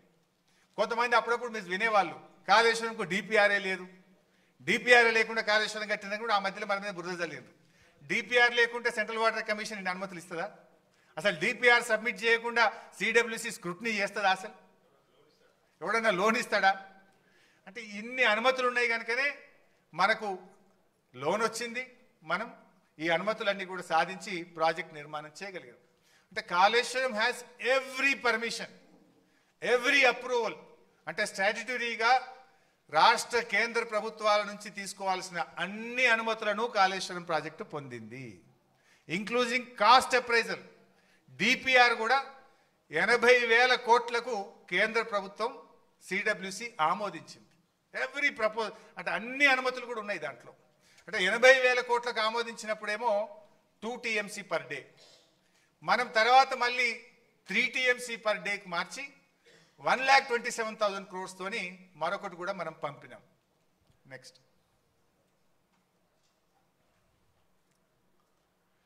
So రీఇంజనీరింగ్తో గోదావరి నది ఎట్లా సజీవమైంది అనేది కూడా మనం చెప్పినాం.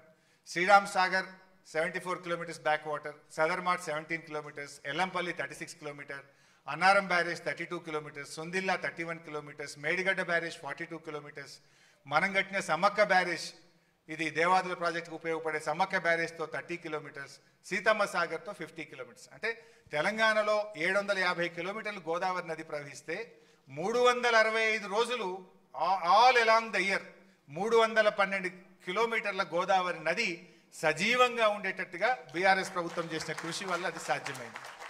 దానివల్ల ఏమైంది? 312 kilometers ఎప్పుడు చూసినా నీళ్ళే ఉంటాయి. దాంతో మీ గ్రౌండ్ వాటర్ పెరుగుతుంది, ఫిషింగ్ యాక్టివిటీ పెరుగుతుంది, అనేక రకాలుగా రాష్ట్రానికి మేలు జరిగే విధంగా మనం ఇట్లా ఈ రాష్ట్రాన్ని ముందు చూపుతో తీసుకుపోయినటువంటి విషయం. నెక్స్ట్. ప్రాజెక్ట్ కాస్ట్ పెరిగింది అని కొంతమంది మాట్లాడుతున్నారు. ఐ కెన్ ఛాలెంజ్, మన రాష్ట్రంలోనే కాదు ఈ భారతదేశంలో ఎస్టిమేటెడ్ కాస్ట్తో ఒక్క ప్రాజెక్ట్ కూడా ఈ భారతదేశంలో ఇప్పటిదాకా పూర్తి కాలేదు. There is no project in the country. కానీ మన స్టేట్దే మీకు ఎగ్జాంపుల్గా చెప్పే ప్రయత్నం చేస్తున్నా. అంటే వీళ్ళు ఏం చేస్తుండ్రు, కాళేశ్వరం ప్రాజెక్ట్ కాస్ట్ పెరిగింది, పెంచిండ్రు అని చెప్తున్నారు. అసలు ఈ దేశంలో, ఈ రాష్ట్రంలో అతి తక్కువ పెరిగిన ప్రాజెక్ట్ కాస్ట్తో పూర్తి చేసిన project that is one and only project Kaleshwaram project. Nagarjuna Sagar 1954లో 122 కోట్లతో అంచనా వేసి ఎస్టిమేట్ చేసి పనులు స్టార్ట్ చేసిండ్రు. పూర్తయ్యే నాటికి 1183 కోట్లు, అంటే 9 రెట్లు పెరిగింది ప్రాజెక్ట్ కాస్ట్. 122 1183 కోట్లు అయింది. శ్రీరామ్ సాగర్ 40 కోట్లతో స్టార్ట్ అయితే 4300 కోట్లు అయింది. అది అంటే 107 టైమ్స్, 107 రెట్లు పెరిగింది శ్రీరామ్ సాగర్ ప్రాజెక్ట్. జూరాల, మహబూబ్నగర్లో కట్టిన జూరాల 70 కోట్లతో స్టార్ట్ అయితే పూర్తయ్యేసరికి 1815 కోట్లు, అంటే 25 రెట్లు పెరిగింది జూరాల. పులిచింతల 565 కోట్లతో స్టార్ట్ చేస్తే 1816 కోట్లు, 3.2 టైమ్స్ ప్రాజెక్ట్ కాస్ట్ పెరిగింది.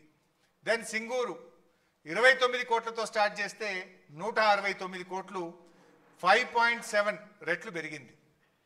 ఎల్లంపల్లి 900 కోట్లతో స్టార్ట్ చేస్తే 2048 కోట్లు, 5.7 రెట్లు, అంటే యాక్చువల్ ఇంకా మూడోది కూడా ఉంది సవరణ, 5.7 రెట్లు పెరిగింది. దేవాదుల ఇంకా పూర్తి కాలేదు, బట్ యాజ్ ఆన్ టుడే 6000 కోట్లతో స్టార్ట్ చేస్తే ఇప్పటికే 17,500 కోట్లు ఖర్చు అయ్యి 2.9 రెట్లు దేవాదుల పెరిగింది. మరి కాళేశ్వరంకి వస్తే 80,000 కోట్లతో డిపిఆర్ అప్రూవల్ అయింది. బీఆర్ఎస్ ప్రభుత్వం దిగిపోయే నాటికి అయిన ఖర్చు 94,000 కోట్లు మాత్రమే. 80,000 కోట్లతో ప్రాజెక్ట్ రూపకల్పన జరిగింది. అది 3rd TMC కూడా కలిపితే 1,27,000 కోట్లు ప్రాజెక్ట్ కాస్ట్ మనం ఫైనల్ కాస్ట్ వచ్చింది. హార్డ్లీ పూర్తయితే 1,50,000 కూడా దాటదు, అంటే డబల్ కూడా కాలే, నాట్ ఈవెన్ డబుల్, ఓ 2 రెట్లు కూడా కాలేదు. ఓన్లీ 0.5 పెరిగింది అంతే కాళేశ్వరం. మీరు ఏది చూసినా 9 రెట్లు, 107 రెట్లు, 25 రెట్లు, 3 రెట్లు, 5 రెట్లు, 5 రెట్లు, 2.9 రెట్లు. కానీ కాళేశ్వరం 0.5 మాత్రమే పెరిగింది. అంటే వీళ్ళు చేసేదంతా బట్టగాల్చి మీద వేసే ప్రయత్నము, దుష్ప్రచారం తప్ప కాళేశ్వరం ప్రాజెక్ట్ కాస్ట్ పెరిగిందనేటువంటిది శుద్ధ తప్పు. ఈ రాష్ట్రంలోనే అతి తక్కువ ఎస్కలేషన్తో ఒక ప్రాజెక్టు కట్టబడ్డది అంటే అది కాళేశ్వరం ప్రాజెక్ట్. నెక్స్ట్, సరే, ఈ మధ్య కాంగ్రెస్ వాళ్ళు చాలా పంట పండింది, కాంగ్రెస్ వచ్చినాక ఇంత పంట పండింది అని చెప్తున్నారు ఈ మధ్యలో. మీరు, నేను అడుగుతున్న సీదా ఒకటే ముచ్చట, కాంగ్రెస్ ప్రభుత్వం వచ్చినాక ఒక ప్రాజెక్ట్ ఏదైనా పూర్తి చేసిండ్రా, ఒక చెక్ డ్యామ్ ఏమన్నా కట్టినరా, ఒక్క చెరువు ఏమన్నా కట్టినరా, ఒక్క ఎకరానికి ఏమన్నా అదనంగా నీళ్ళు ఇచ్చిండ్రా? ఏంది అసలు మీరు చేసింది ఏంది? ఇవాళ ఇంత అద్భుతంగా పంట పండిందంటే 10 ఏళ్ల బీఆర్ఎస్ ప్రభుత్వము, కేసీఆర్ గారు చేసిన కృషి. మిషన్ కాకతీయలో చెరువులు బాగా చేసినాం, పెండింగ్ ప్రాజెక్టులు పూర్తి చేసినాం. మీకు ఇంకా బెటర్ ఇలా లేదు ప్రజెంటేషన్లో, కానీ బీఆర్ఎస్ 9.5 సంవత్సరాల్లో 2 ఏళ్ళు కరోనా వచ్చింది, పనులు జరగలే. అయినా 9.5 సంవత్సరాల్లో 17 లక్షల ఎకరాల కొత్త ఆయకట్టు ఈ రాష్ట్రంలో తెచ్చింది బీఆర్ఎస్. 30 లక్షల ఎకరాల ఆయకట్టు స్థిరీకరించింది బీఆర్ఎస్. అంటే మొత్తం 47 లక్షల ఎకరాలకు నీళ్ళు ఇచ్చినాం మనం. మిషన్ కాకతీయ ఒక చెరువుల కిందనే 10-15 లక్షల ఎకరాలు అదనంగా తెచ్చినాం మనం. అంటే 47 లక్షల ఎకరాల పంట అదనంగా పండిందంటే బీఆర్ఎస్ 9.5 సంవత్సరాల్లో సాగునీటి రంగంలో చేసిన కృషి వల్ల జరిగింది. దాని సోపతికి కేసీఆర్ గారు చేసిన అద్భుతమైన పని, 6 నెలల్లో చేసిన పని ఏంటంటే 30 లక్షల పంప్ సెట్లకు హైదరాబాద్లో హైటెక్ సిటీలో ఎంత నాణ్యతమైన కరెంట్ వస్తుందో ఒక మారుమూల పల్లెలో కూడా బాయికాడ, బోరుకాడ 24 గంటల నాణ్యమైన కరెంట్ ఇచ్చే ప్రయత్నం జరిగింది. చాలా మందికి తెలియంది ఏంటంటే కరెంట్ ఏదో మంత్రం వేస్తూ వచ్చిందో, ఒక ఓవర్ నైట్ జరిగింది కాదు. విద్యుత్ పంపిణీ వ్యవస్థను బలోపేతం చేయడానికి బీఆర్ఎస్ ప్రభుత్వ హయాములో 1,00,000 కోట్ల రూపాయలు ఖర్చు పెట్టడం జరిగింది. 1 lakh crores. అంటే 400 kV substations, 220 kV substations, 132 kV substations, 33/11 kV substations, additional distribution lines, distribution transformers, ఇట్లా కొన్ని 1,00,000 కోట్లు ఖర్చు పెడితే రైతులకు నాణ్యమైన 24 గంటల కరెంట్ వచ్చింది కనుక ఇవాళ ఈ పంట పండింది. కాంగ్రెస్ వాళ్ళు వచ్చినాక ఏమైనా కరెంటు మంచిగా చేస్తారా, నీళ్ళు ఇస్తారా? ఈ పంట పండింది అంటే మా ప్రభుత్వ కృషి వల్ల, కేసీఆర్ గారి ముందు చూపు వల్ల తప్ప మీరు చేసింది ఏమీ కూడా లేదు. సో ఇవన్నీ కూడా మనం, మరి నిజంగా మీరు చేసింది గొప్పతనం ఉంటే 2014 ముందు కాంగ్రెసే ఉంది కదా, మరి అప్పుడు ఎందుకు పంట వండలే? 2014 ముందు ఎందుకు పండలే? 2014 ముందు 68 లక్షల టన్నుల ఉత్పత్తి 2,70,00,000కి ఎట్లా పెరిగింది? అదేవిధంగా అదేమో వరి, అన్ని రకాల పంటలు కూడా 1,07,00,000 నుంచి 4,65,00,000 రూపాయలకు ఇలా ఉత్పత్తి పెరిగింది. ఇవన్నీ కూడా వ్యవసాయ రంగంలో, సాగునీటి రంగంలో, నెక్స్ట్ చేపల ఉత్పత్తిలో ఎట్లా పెరిగింది అనడానికి, నెక్స్ట్ గ్రౌండ్ వాటర్ ఎట్లా పెరిగింది. ఇప్పుడు ఒక పరోక్షంగా ఏంది, గ్రౌండ్ వాటర్ పెరగడం ద్వారా 30 లక్షల పంప్ సెట్లు ఉన్నాయి తెలంగాణలో. భూగర్భ జలాలు పెరిగితే ఈచ్ పంప్ సెట్ కింద 2 ఎకరాలు వేసుకున్న 60 లక్షల ఎకరాలు పంట పండుతుంది కదా. మరి అంతకు ముందు పెరిగిన గ్రౌండ్ వాటర్ ఎందుకు పెరిగింది? ఇప్పుడు చూస్తే మీరు ఓవరాల్గా 5.36 మీటర్స్ గ్రౌండ్ వాటర్ టేబుల్ పెరిగింది. ఎట్లా పెరిగింది? చెరువులు బాగా చేయడం ద్వారా, చెక్ డ్యామ్లు కట్టడం ద్వారా, పెండింగ్ ప్రాజెక్టులు పూర్తి చేయడం ద్వారా, రిజర్వాయర్లు కొత్తగా నిర్మించి నీళ్లు నింపడం ద్వారా, ఆయకట్టుకు నీళ్లు ఇవ్వడం ద్వారా, అదే అన్నారు చెరువులు, మిషన్ కాకతీయ ద్వారా, ఇవన్నీ కలిపితే ఈ 5.36 గ్రౌండ్ వాటర్ పెరిగింది. ఇది మన రిపోర్ట్ కాదు, కేంద్ర భూగర్భ జలశాఖ ఇచ్చిన report, central ground water department ఇచ్చినటువంటి రిపోర్ట్ ప్రకారమే 5.36 మీటర్స్ గ్రౌండ్ వాటర్ పెరిగి తెలంగాణలో అద్భుతమైన పంటలు పండడానికి ఉపయోగపడ్డది. నెక్స్ట్, సరే కాళేశ్వరం మీద ఇవాళ రోజుకొకడు ఒక బీజేపీ నాయకుడు ఒక్కొక్క బీజేపీ నాయకుడు ఒక తీరుగా మాట్లాడుతుండు. ఆనాడు ఢిల్లీలో కేంద్ర జలవనరుల శాఖ మంత్రిగా ఉన్నది నితిన్ గడ్కరీ గారు. ఆ నితిన్ గడ్కరీ గారు హైదరాబాద్ వచ్చినప్పుడు ఏం మాట్లాడిండో ఒక్కసారి చూడండి. तेलंगाना एक प्रगतिशील, समृद्ध और संपन्न राज्य है. हम अक्सर एक बात कहते हैं, मैंने रिट्रोस्पेक्टिव इस प्रोजेक्ट के लिए दी और मुझे खुशी है कि ये डैम कालेश्वरम के कारण हैदराबाद की भी पानी की समस्या को सुलझाया गया है. కాళేశ్వరం వల్ల ఇలా హైదరాబాద్ సమస్య, తాగునీటి సమస్య తీరింది, అద్భుతమైన పంటలు పండుతున్నాయి, ఈ ప్రాజెక్ట్ గొప్పది అని అనేక సందర్భాల్లో చెప్పారు గడ్కరీ గారు. ఇది ఒక హైదరాబాద్లో మీటింగ్ చెప్పినటువంటి విషయం. నెక్స్ట్, ఆనాటి మన గవర్నర్ నరసింహన్ గారు కూడా ఏం చెప్పారో ఒక్కసారి మీరు చూడండి. ఈ ముక్తేశ్వర్, ఈ ముక్తినాథ్లో ఈ పెట్టిన ఈ ప్రాజెక్ట్ మన రాష్ట్ర ప్రజలందరికీ నీళ్లు, తాగనీళ్ళకి, ఇరిగేషన్కి, ఇండస్ట్రీస్ అన్నిటికీ ఒక ముక్తి తీసుకొచ్చిన ఈ ముక్తినాథ్ భూమిలో తీసుకొచ్చే కాళేశ్వరం ప్రాజెక్ట్ కాబట్టి, సో కాళేశ్వరం ఎంత గొప్పగా పనిచేసింది అనేది వారు స్వయంగా విజిట్ చేసి చూసి, ప్రాజెక్ట్ను చూసి, ఆ రోజు ఈ ప్రాజెక్టు పనితీరును, ప్రాజెక్టు యొక్క ఫలితాలను అభినందించినటువంటి వ్యక్తి నరసింహన్ గారు. దెన్ సిడబ్ల్యూసి, ఎవరైతే మొత్తం ఈ దేశంలో సాగునీటి రంగానికి అథారిటీ ఉందో, సెంట్రల్ వాటర్ కమిషన్, దాని చైర్మన్, దాని head of the organisation Masood Hussain garu ఏమన్నారో ఒక్కసారి మీరు చూడండి. ఆయన వచ్చి విజిట్ చేసి ప్రాజెక్టులో మాట్లాడాడు.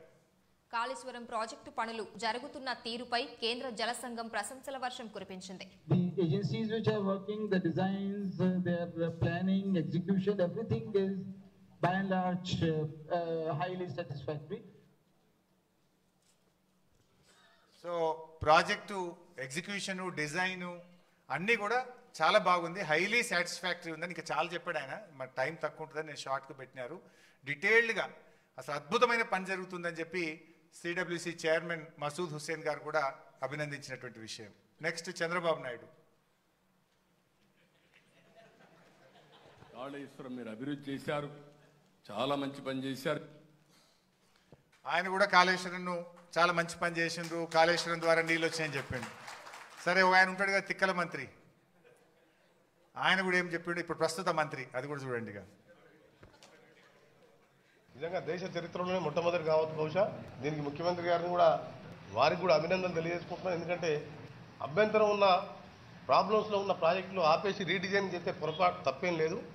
మా కాంగ్రెస్ పార్టీ నాయకులు అసెంబ్లీలో ఈ ప్రాణహిత చేవెళ్ళ తుమ్మిడి చర్చ వస్తే ఆ కాంగ్రెస్లో ఒక నాయకుడు మేము ప్రిపేర్ అయ్యి రాలేదన్నాడు. ఆయన ఒక నాయకుడు అంటే ఎంత విచిత్రం అంటే, కానీ మనం ఒక బాధ్యతమైన పోస్ట్లో ఉన్నప్పుడు అది నేర్చుకోవాల్సిన అవసరం ఉన్నది.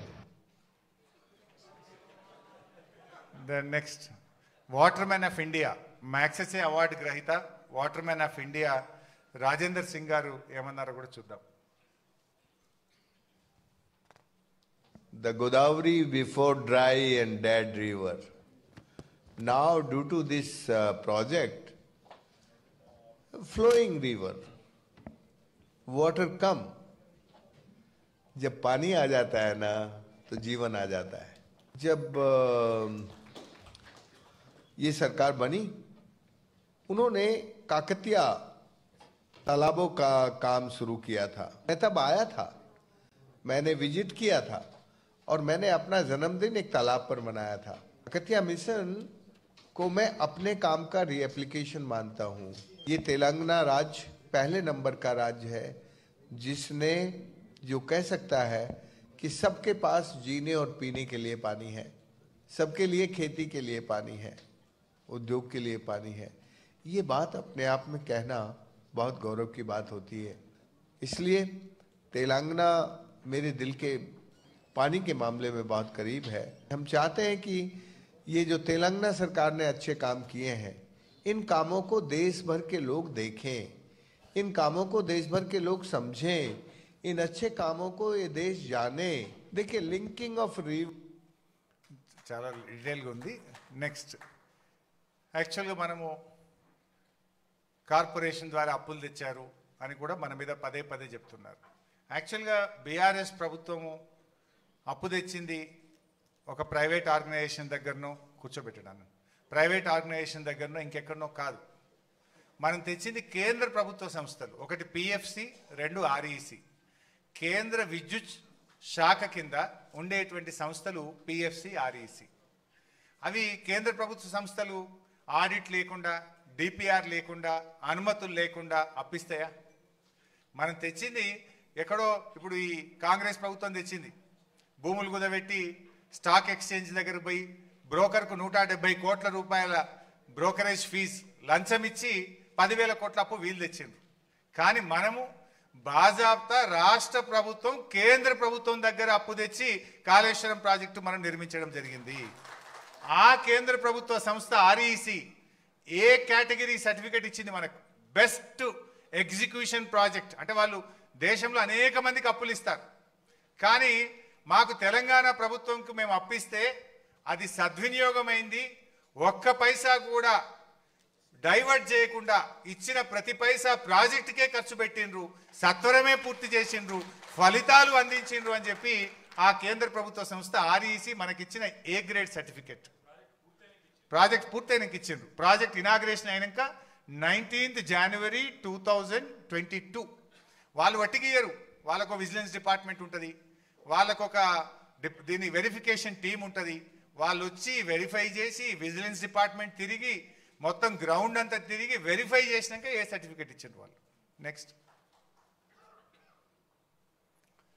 ఇది పంజాబ్ ముఖ్యమంత్రి భగవత్ సింగ్ మాన్, ఆయన కూడా వచ్చి చూసి ఈ ప్రాజెక్ట్ అద్భుతంగా కట్టిండ్రని వారు కూడా ప్రాజెక్ట్ సైట్లోనే మన రాష్ట్రాన్ని అభినందించిపోయినటువంటి విషయం.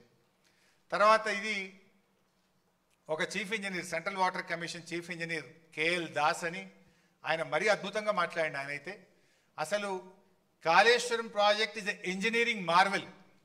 అసలు నేను ఇంత గొప్ప ప్రాజెక్టును సిడబ్ల్యూసి చీఫ్ ఇంజనీర్గా నేను చూడలేదు. అనుమతులు ఇచ్చిన ప్రాజెక్టును మా పదవి కాలంలోనే పూర్తయి ఫలితాలు అందించిన ఒకే ఒక్క ప్రాజెక్టు కాళేశ్వరం ప్రాజెక్ట్ అన్నారు. జనరల్గా సిడబ్ల్యూసి అనుమతిస్తే వాడు రిటైర్ అయిపోయినాకనో, ముసలోడైనాకనో, చచ్చిపోయినాకనో ప్రాజెక్ట్ పూర్తవుతుంది. నర్మదా ప్రాజెక్టు 30 ఏళ్ళు అయింది, కానీ నేను అనుమతి ఇచ్చి నేను చీఫ్ ఇంజనీర్గా ఉండంగానే ఈ ప్రాజెక్టు పూర్తయింది అని చెప్పి ఆ CWC chief engineer KL Das గారు ఆ సైట్లో విజిట్ చేసి అభినందించినటువంటి విషయం. ఇన్ఫ్యాక్ట్ నేను ఇక్కడ ఇంకో పాయింట్ కూడా చెప్పాలి. ఇంతకుముందు వచ్చిన మసూద్ హుస్సేన్ చైర్మన్ కానీ దాస్ గారు నన్ను కలిసి, భాయ్ సాబ్ మేము దేశం అందరికీ పాఠాలు చెప్తాం, మీ దగ్గర వచ్చి మేము పాఠాలు నేర్చుకుంటున్నాము అని వాళ్ళకు పర్మిషన్ తీసుకున్నారు. మేము దేశవ్యాప్తంగా ఉన్న మా సిడబ్ల్యూసి ఇంజనీర్లను మీ దగ్గర పంపిస్తాం, మీరు మాకు కొంచెం పర్మిషన్ ఇచ్చి దీన్ని చూయించండి, మా వాళ్ళకి ఎక్స్ప్లెయిన్ చేయండి అని చెప్పి వాళ్ళ టీమ్స్ పంపారు. 4 టీంలు వచ్చినాయి దేశవ్యాప్తంగా సిడబ్ల్యూసి నుంచి. 4 టీంలు వచ్చి చూసి విజిట్ చేసి నేర్చుకొని మన డిపిఆర్ కాపీలు తీసుకొని వాళ్ళు దేశం మొత్తం చెప్పుకున్నటువంటి గొప్పతనం ఇవాళ తెలంగాణకు ఉన్నది. నెక్స్ట్, కేటీఆర్ గారు అమెరికా వెళ్ళారు. అమెరికాలో ఉన్నటువంటి యూనివర్సిటీ మనకు enduring symbol of engineering progress and partnership అవార్డును American society of civil engineers Kaleshwaram ప్రాజెక్ట్కి ఇచ్చినటువంటి అవార్డు అది. అక్కడ మాట్లాడడానికి పిలిచారు American society of civil engineers. ఈ కాళేశ్వరం గొప్పతనం గురించి అమెరికాలో వాళ్ళు గుర్తించి మీరు రండి, మీ రాష్ట్రం తరఫున వచ్చి మా దగ్గర మాట్లాడండి, ప్రాజెక్ట్ ప్రజెంటేషన్ ఇవ్వండి అంటే ఆ రోజు కేటీఆర్ గారు వెళ్ళి ప్రజెంటేషన్ ఇవ్వడం, అక్కడ అందరు కూడా చప్పట్లతో మొత్తం హాల్ అంతా మారుమోగిపోయినటువంటి పరిస్థితి ఆ రోజు మనకు వచ్చినటువంటి అవార్డు. నెక్స్ట్, ఈ మధ్య సుప్రీంకోర్టు కూడా ప్రపంచంలోనే అతిపెద్ద ఎత్తిపోతల పథకం, అద్భుతమైన ప్రాజెక్టు కాళేశ్వరం అని చెప్పి సుప్రీంకోర్టు కూడా ఈ మధ్య కాలంలో మాట్లాడినటువంటి వార్త ఇది మీరు చూడొచ్చు, ఈనాడు దినపత్రికలో వచ్చింది. మన హైకోర్టు జడ్జెస్, ఒక టీమ్ ఆఫ్ జడ్జెస్ వెళ్ళి విజిట్ చేశారు ఒకసారి. ఇది I think in the year 2019 or 20. ఆ టైంలో వాళ్ళు వెళ్ళి అసలు కాళేశ్వరం అద్భుతం, ఇంజనీర్ల పనితీరు అభినందనీయం అని చెప్పి ఆ రోజు high court chief justice and team of judges కూడా వెళ్ళి మన ప్రాజెక్ట్ను అభినందించినటువంటి విషయం. నెక్స్ట్, సరే ఇందాక నేను చెప్పిన ఒక ఎకరానికి నీళ్లు రాలేదు అంటే ఏ రకంగా నీళ్లు వచ్చినాయి అనేటువంటిది డీటెయిల్డ్గా ఇరిగేషన్ డిపార్ట్మెంటు అసెంబ్లీలో వైట్ పేపర్ సందర్భంగా ఇచ్చిండ్రు. ఇరిగేషన్ డిపార్ట్మెంటు కొత్తగా వచ్చిన కాంగ్రెస్ ప్రభుత్వానికి ఇచ్చినటువంటి రిపోర్ట్ ఇది. 20 లక్షల ఎకరాలకు కాళేశ్వరం ప్రాజెక్టు ద్వారా లబ్ధి జరిగింది. నెక్స్ట్, కాళేశ్వరం కుప్పగూలిందని ఎన్డీఎస్ఏ చెప్పిందని ఒక దుష్ప్రచారం చేస్తూ ఉన్నారు. వాస్తవానికి ఎన్డీఎస్ఏ ఏం చెప్పింది అనేది కూడా అక్కడ మనం మెన్షన్ చేసినాం. చాలా స్పష్టంగా చెప్పింది ఎన్డీఎస్ఏ. ఇది ఎన్డీఎస్ఏ రిపోర్ట్లో నుంచి చెప్తున్నటువంటి point. After obtaining the results from the various investigations and on opinion of the experts committee, the restoration of the block 7 of Medigadda barrage will be taken up and the barrage will be under operation. చాలా స్పష్టంగా వాళ్ళు 7th బ్లాక్ను తీసి మళ్ళీ కట్టడం ద్వారా బ్యారేజ్ను ఆపరేషన్లోకి తీసుకురావచ్చు అని ఎన్డీఎస్ఏ చెప్పినటువంటి నివేదికలో స్పష్టంగా ఉంది. కానీ వీళ్ళు కాళేశ్వరమే కుప్పగూలింది, మొత్తానికే పోయింది అంటున్నారు. ఎన్డీఎస్ఏ ఓన్లీ బ్లాక్ 7ను తీసి మీరు కొత్త బ్లాక్ మళ్ళీ కట్టడం ద్వారా దాన్ని ఆపరేషన్లోకి తీసుకురావచ్చు అని చెప్పి ఎన్డీఎస్ఏ తన నివేదికలో చాలా స్పష్టంగా చెప్పింది. ఇప్పటికి ఏడాది అర్థమైపోయింది. నెక్స్ట్, తర్వాత ప్రాజెక్ట్ నిర్మాణంలో నాణ్యత లేదు, డిజైన్లో లోపం ఉందని కూడా పదే మన మీద బురద జల్లే ప్రయత్నం చేస్తారు. కాళేశ్వరం ప్రాజెక్ట్ కట్టిన తర్వాత 2022వ సంవత్సరంలో గోదావరి నది 500 ఏండ్ల చరిత్రలో 500 yearsలో ఎప్పుడు రానంత వరద 29 లక్షల క్యూసెక్కుల వరదను తట్టుకొని ఆ మేడిగడ్డ బ్యారేజ్ నిలబడ్డది. నిజంగా డిజైన్ లోపం ఉంటేనో క్వాలిటీ లేకపోతేనో నది చరిత్రలో రానంత వరద, 500 ఏండ్లలో రానంత వరద 29 లక్షల క్యూసెక్కుల వరదను తట్టుకొని మేడిగడ్డ బ్యారేజ్ నిలబడ్డది అంటే ఎక్కడ కూడా అటువంటి డిజైన్ లోపం లేదు. ఈవెన్ ఆ 2 పిల్లర్లు కుంగిన తర్వాత కూడా కాంగ్రెస్ పార్టీ మినిమం జాగ్రత్తలు తీసుకోక ఇది ఆయనతో కొట్టకపోతే బాగుండని ఇడిచిపెట్టారు. అయినా కూడా 2023లో 15 లక్షల క్యూసెక్కుల వరద వచ్చినా కూడా మేడిగడ్డ చెక్కు చెదరకుండా నిలబడ్డదంటే అక్కడ ఎటువంటి నాణ్యత లోపం లేదు. యాక్చువల్గా ఒక ఎర్త్క్వేక్ కూడా వచ్చింది. ఈ మధ్య ఒక రిపోర్ట్ కూడా వస్తుంది, గోదావరి నది ఆ లోయలో ఒక ఎర్త్క్వేక్ కూడా వచ్చింది అనేటువంటిది ఈ మధ్య ఎన్ఆర్ఎస్ఏ వాళ్ళు కూడా ఒక రిపోర్ట్లో చెప్తున్నారు. సరే, what ever is the reason, earthquake వల్ల జరిగిందా దేని వల్ల జరిగింది చిన్నపాటి 2 పిల్లర్ల కుంగుబాటు. అచ్చా, ఎర్త్క్వేక్ వచ్చిన దాని తర్వాత ఎర్త్క్వేక్ కూడా వచ్చింది, ఆ ఎర్త్క్వేక్ను తట్టుకొని కూడా అది నిలబడ్డది. సో ఎర్త్క్వేక్ వచ్చినా ఇబ్బంది రాలేదు, 29 లక్షల క్యూసెక్కుల వరద వచ్చినా ఇబ్బంది రాలేదు. అంటే ఆ ప్రాజెక్టులో ఎక్కడ కూడా నాణ్యత లోపమో ఇంకోటో లేదు. అది జరిగింది కేవలం 2 పిల్లర్ల కుంగుబాటు మాత్రమే. నెక్స్ట్, ఇక పదే ఎలక్షన్ల ముందు రాహుల్ గాంధీ నుంచి మొదలుకుంటే రేవంత్ రెడ్డి దాకా 1,00,000 కోట్ల అవినీతి జరిగింది, 1,00,000 కోట్ల అవినీతి జరిగింది అన్నారు. అసలు బీఆర్ఎస్ హయాంలో మొత్తం ప్రాజెక్టు మీద పెట్టిన ఖర్చే 94,000 కోట్లు. ఇక 1,00,000 కోట్ల అవినీతి ఎడికెళ్ళవుతుంది అంటే ఎంత గోబల్స్ ప్రచారం చేసిండ్రు అనడానికి ఇది ఒక ఉదాహరణ. రేవంత్ రెడ్డికి పిల్లనిచ్చిన మామనే చెప్పిండు, ఆ వీడియో కూడా చూద్దాం. నెక్స్ట్ ఏం చెప్పిండో చూడండి ఒకసారి.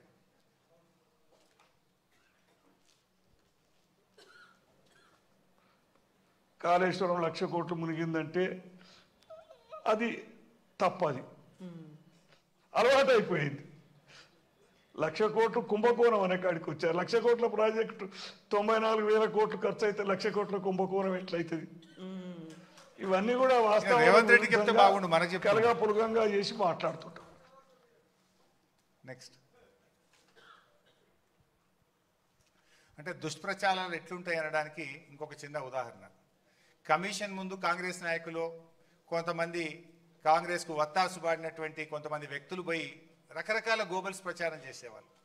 కమిషన్ ముందు పోవుడు, తెల్లారి వచ్చి మీడియా ముంగట మాట్లాడు, తెల్లారి పేపర్లలో పతాక శీర్షికన వార్తలు రావడం.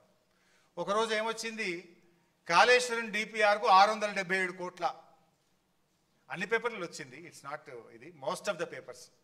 అందులో చూడండి మీరు, లెక్కలన్నీ ఉన్నాయి, అబద్ధాలు చెప్పొద్దు, జలసంఘం లెక్కల్ని దాచిపెట్టారా, మాజీ అధికారులపై ఫైర్.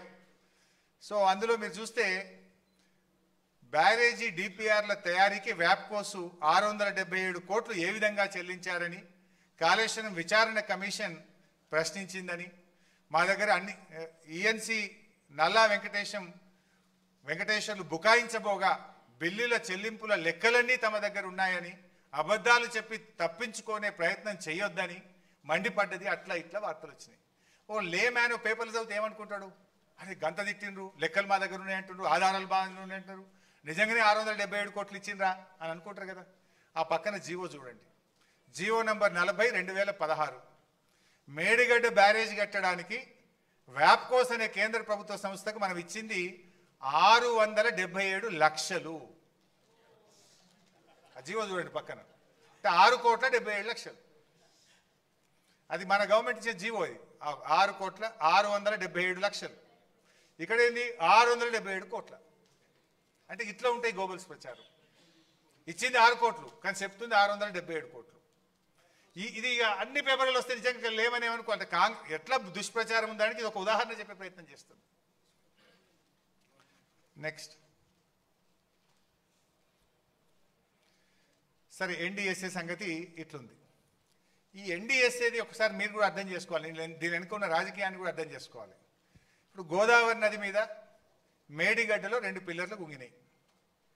కుంగిన 2 రోజులకి ఊరికి వచ్చింది ఎన్డీఎస్ఏ, 2 రోజులకు వచ్చింది.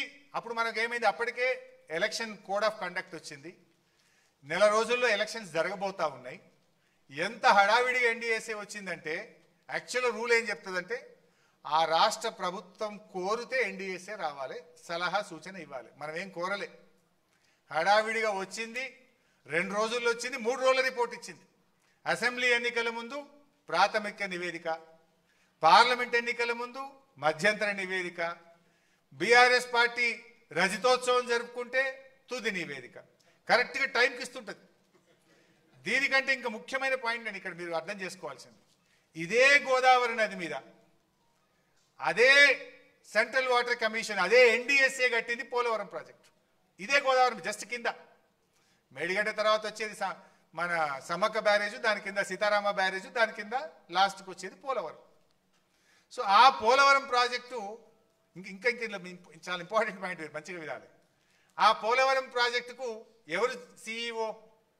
Polavaram is a national project, అంటే జాతీయ ప్రాజెక్ట్. కట్టేది ఎవరు? Central water commission. ఎన్డీఎస్ఏ అంటే ఎవరు? సెంట్రల్ వాటర్ కమిషన్లో ఒక విభాగం. ఎన్డీఎస్ఏలో ఎవరు పనిచేస్తారు? సిడబ్ల్యూసి చీఫ్ ఇంజనీర్లే, సిడబ్ల్యూసి ఇంజనీర్లే ఎన్డీఎస్ఏలో పనిచేస్తారు. NDSA and CWC both are one and the same. వీళ్ళే అందులో పనిచేస్తారు, వాళ్ళే ఇంట్లో పనిచేస్తారు. సో మరి ఆ పోలవరం కట్టింది ఎవరు? CWC, NDSA. పోలవరంలో డయాఫ్రేమ్ వాల్ కొట్టుకపోయింది, దాదాపు 1,500 కోట్ల నష్టం జరిగింది. గైడ్ వాల్ కొట్టుకపోయింది. పోలవరంలో కాపర్ డ్యామ్ లీకేజ్ అయింది. మరి ఇవన్నీ జరిగితే ఇది ఎప్పుడు జరిగింది? 4 ఏళ్ళు అయింది. ఇప్పటిదాకా ఎన్డీఎస్ఏ ఎందుకు పోదు అని నేను అడుగుతా ఉన్నా. ఈ మేడిగడ్డ మీద అంత అత్యుత్సాహం ప్రదర్శించిన ఎన్డీఎస్ఏ అదే గోదావరి నది మీద కట్టిన పోలవరంలో 1,000 కోట్ల రూపాయల నష్టం జరిగి డయాఫ్రేమ్ వాల్ కొట్టుకుపోయి కాపర్ డ్యామ్లో లీకేజీలు వచ్చి గైడ్ వాల్ పడిపోతే అక్కడికి ఎన్డీఎస్ఏ ఎందుకు పోదు?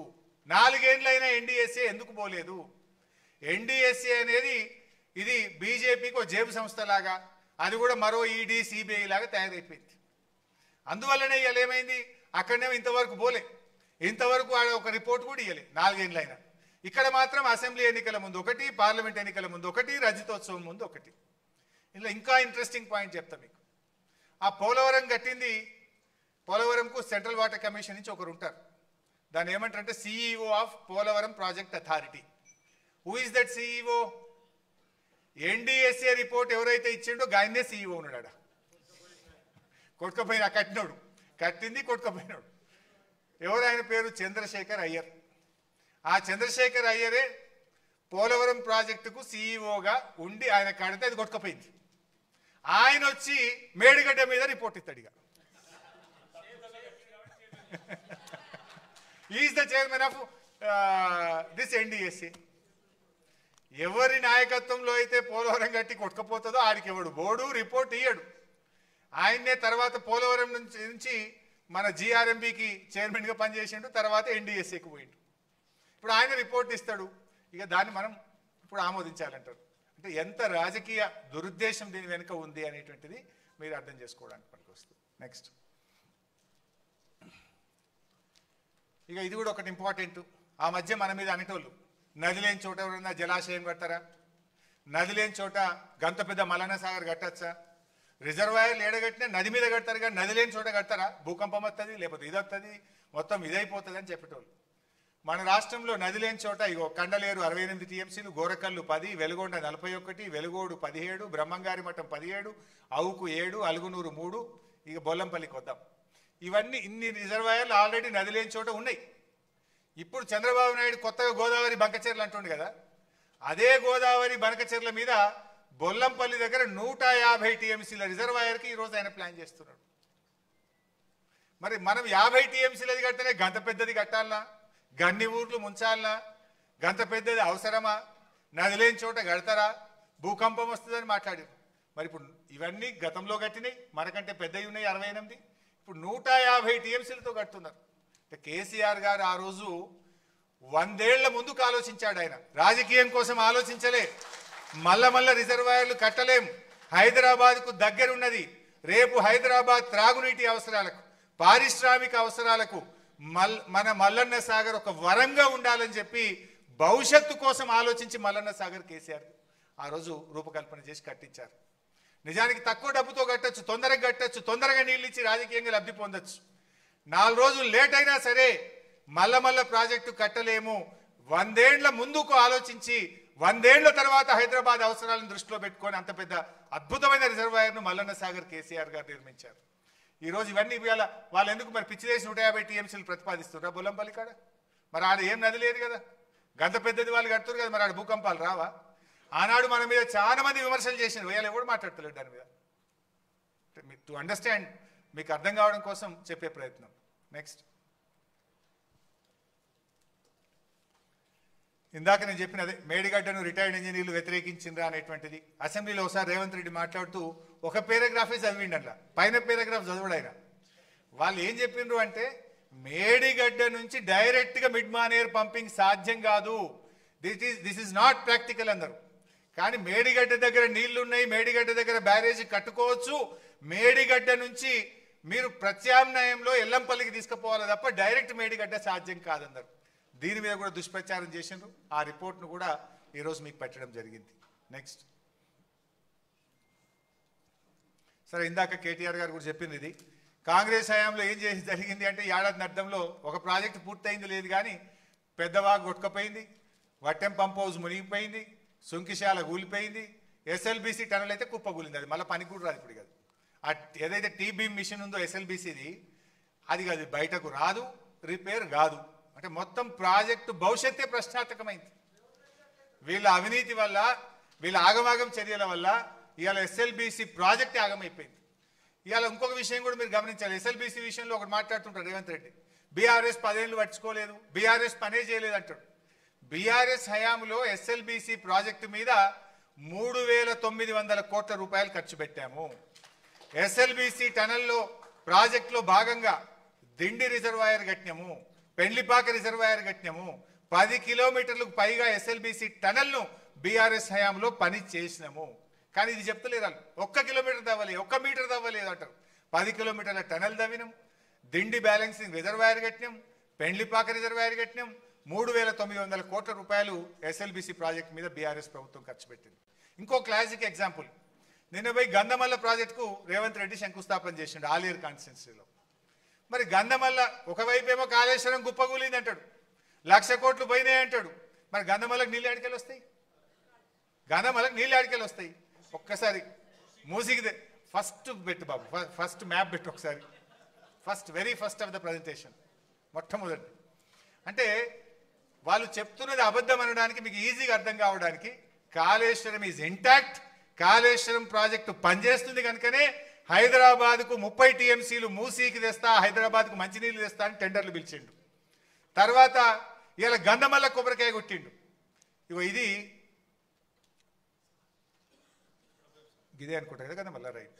ఇది కొండపోచమ్మ, ఇది కొండపోచమ్మ నుంచి బసవాపూర్ గంధమల్ల, ఇవి 2 ప్రాజెక్టులు. మరి నేను అనేది ఈ గంధమల్లకు నీళ్ళు ఎడికెళ్ళి రావాలి? ఇదంతా పనిచేస్తేనే కదా గంధమల్లకు నీళ్ళు వచ్చేది. మరి కాళేశ్వరం మొత్తం కుప్పగూలిపోతే గంధమల్లకు నీళ్ళు ఎడికెళ్ళి వస్తాయి? అంటే Kaleshwaram is intact. What is saying is wrong. ఎందుకంటే ఇగో ఇది మిడ్మానేర్ నుంచి అన్నపూర్ణ నుంచి రంగనాయక సాగర్ నుంచి మల్లన్న సాగర్ నుంచి కొండపోచమ్మ సాగర్, బసవాపూర్, గంధమల్ల. అంటే ఇవన్నీ నడిస్తేనే కదా వీడికి నీళ్ళు వచ్చేది. యాక్చువల్లీ ఆ గంధమల్ల కూడా ముందు మనం 9 టీఎంసీలు ఉండే, తర్వాత 4 టీఎంసీలకు తగ్గించినాం. అక్కడ ప్రజలు వద్దడం వల్ల ఆలస్యమైంది, లేకపోతే మిగతా అది కూడా అప్పుడే పూర్తయిపోతుండే. ప్రజల నుంచి రెసిస్టెన్స్ ఉండడం వల్ల స్లో అయింది. అంటే ఇలా కాళేశ్వరం మీద మొత్తం కూలిపోయింది అని రేవంత్ రెడ్డి చేసే ప్రచారం తానే చెప్పకనే చెప్పిండి ఏంటంటే కాళేశ్వరం ఇంటాక్ట్ ఉన్నది, కాళేశ్వరం పనిచేస్తుంది కనుకనే కాళేశ్వరం నుంచి హైదరాబాద్కి 30 టీఎంసీలు తెస్తా, మూసీలో నీళ్లు పోస్తా అంటుండు, గంధమల్లకు కూడా నీళ్లు తెస్తా అంటుండు. అంటే వాళ్ళే ఇలా కాంట్రడిక్టరీ ఉన్నటువంటి పరిస్థితి. నెక్స్ట్ లాస్ట్,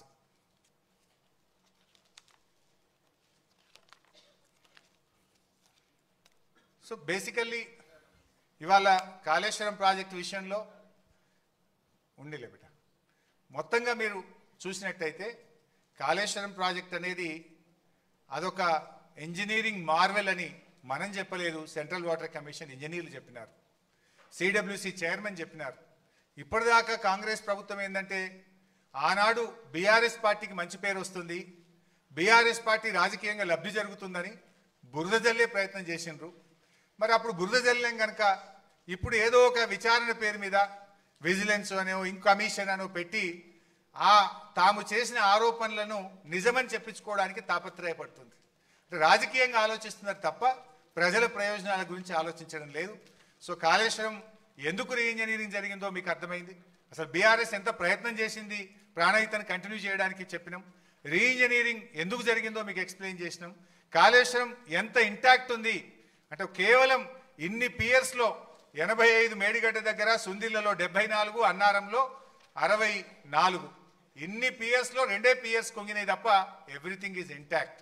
సో ఇట్లా ఈ దుష్ప్రచారాన్ని మీరందరూ కూడా ప్రజలకు మనం వాస్తవాలు చెప్తూ ప్రభుత్వం మీద ఒత్తిడి తేవాల్సిన అవసరం ఉంది. ఇప్పుడు ఇలా లాస్ట్ ఇయర్ వర్షాలు బాగా పడ్డాయి కనుక ఇబ్బంది రాలే, మనం మిడ్మానేర్ నుంచి ఆపరేట్ చేసినాం. అనుకోకుండా ఒక డ్రౌట్ ఇయర్ వస్తే ఇలా కాళేశ్వరం మీద ఏంటంటే హైదరాబాద్కు 30 టీఎంసీల మంచినీళ్ళు, ఎన్ రూట్ విలేజెస్కు 10 టీఎంసీలు మంచినీళ్లకు, 16 టీఎంసీలు ఇండస్ట్రీకి వాడతాం.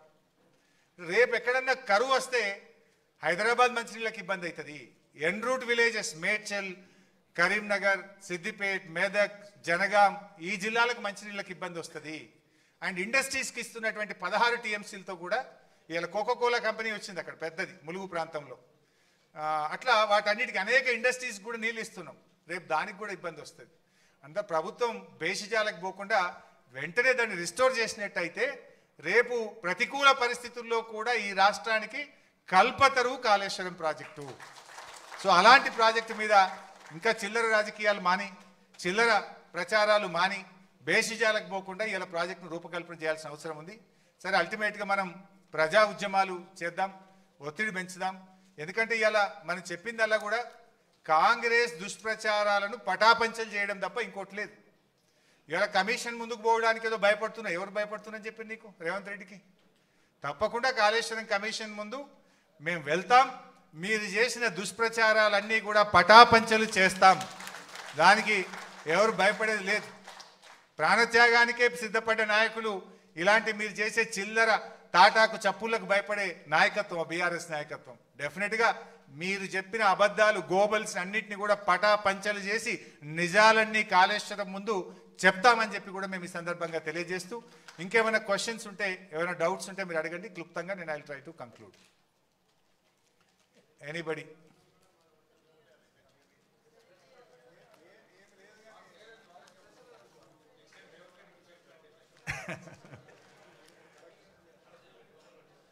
సో అన్న అన్న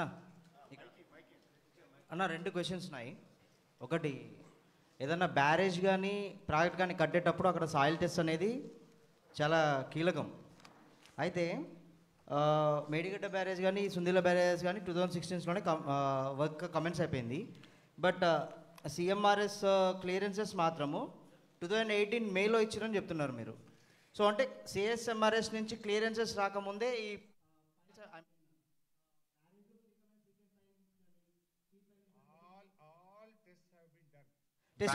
చెప్తాయి. బ్యారేజీకి కావలసినటువంటి అన్ని రకాల పరీక్షలు చేశాం. నంబర్ 1, మన రాష్ట్ర డిజైన్స్ విభాగమే కాకుండా IIT Hyderabad, IIT Chennai, NIT Warangal వీళ్ళందరి సలహాలు, ఆయా డిపార్ట్మెంట్ల ప్రొఫెసర్ల యొక్క సలహాలు సూచనలు తీసుకొని అన్ని టెస్టులు చేసిన తర్వాతనే ప్రాజెక్ట్ ఎగ్జిక్యూషన్ జరిగింది. దానికి కంటిన్యూస్గానే అన్న, ఇప్పుడు యాక్చువల్గా బ్యారేజ్లో water store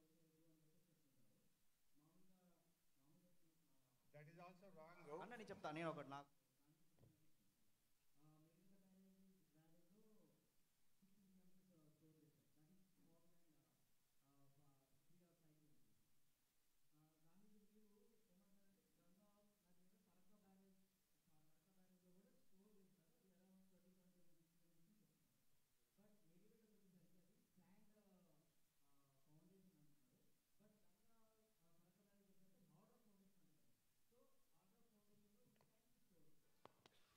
It's not just Farakka barrage. There are many barrages on sand. దేశంలో అనేక బ్యారేజీలు కట్టారు, అవన్నీ కూడా ఇంటాక్ట్ ఉన్నాయి. ఇది కేవలం కొద్దిమంది మా విమర్శకులు చేసేటువంటి ప్రచారమే తప్ప ఇక్కడికి అటువంటిది ఇంకోటి ఏం లేదు. అండ్ ఇంకోటి, this was not decided by you are మీ. ఎవరు ఇచ్చారు అది? వ్యాప్కోస్. వ్యాప్కోస్ ఎవరు? It's a central government organisation, part of CWC. అక్కడ బ్యారేజ్ కట్టొచ్చు అని బ్యారేజ్ను రూపకల్పన చేసింది, బ్యారేజ్ నిర్మించడానికి స్థలాన్ని ఫైనల్ చేసిందే సెంట్రల్ వాటర్ కమిషన్ యొక్క సబ్సిడరీ సంస్థ వ్యాప్కోస్. Neither it is decided by you are me are the state government. It is decided by CWC, వ్యాప్కోస్ and central government.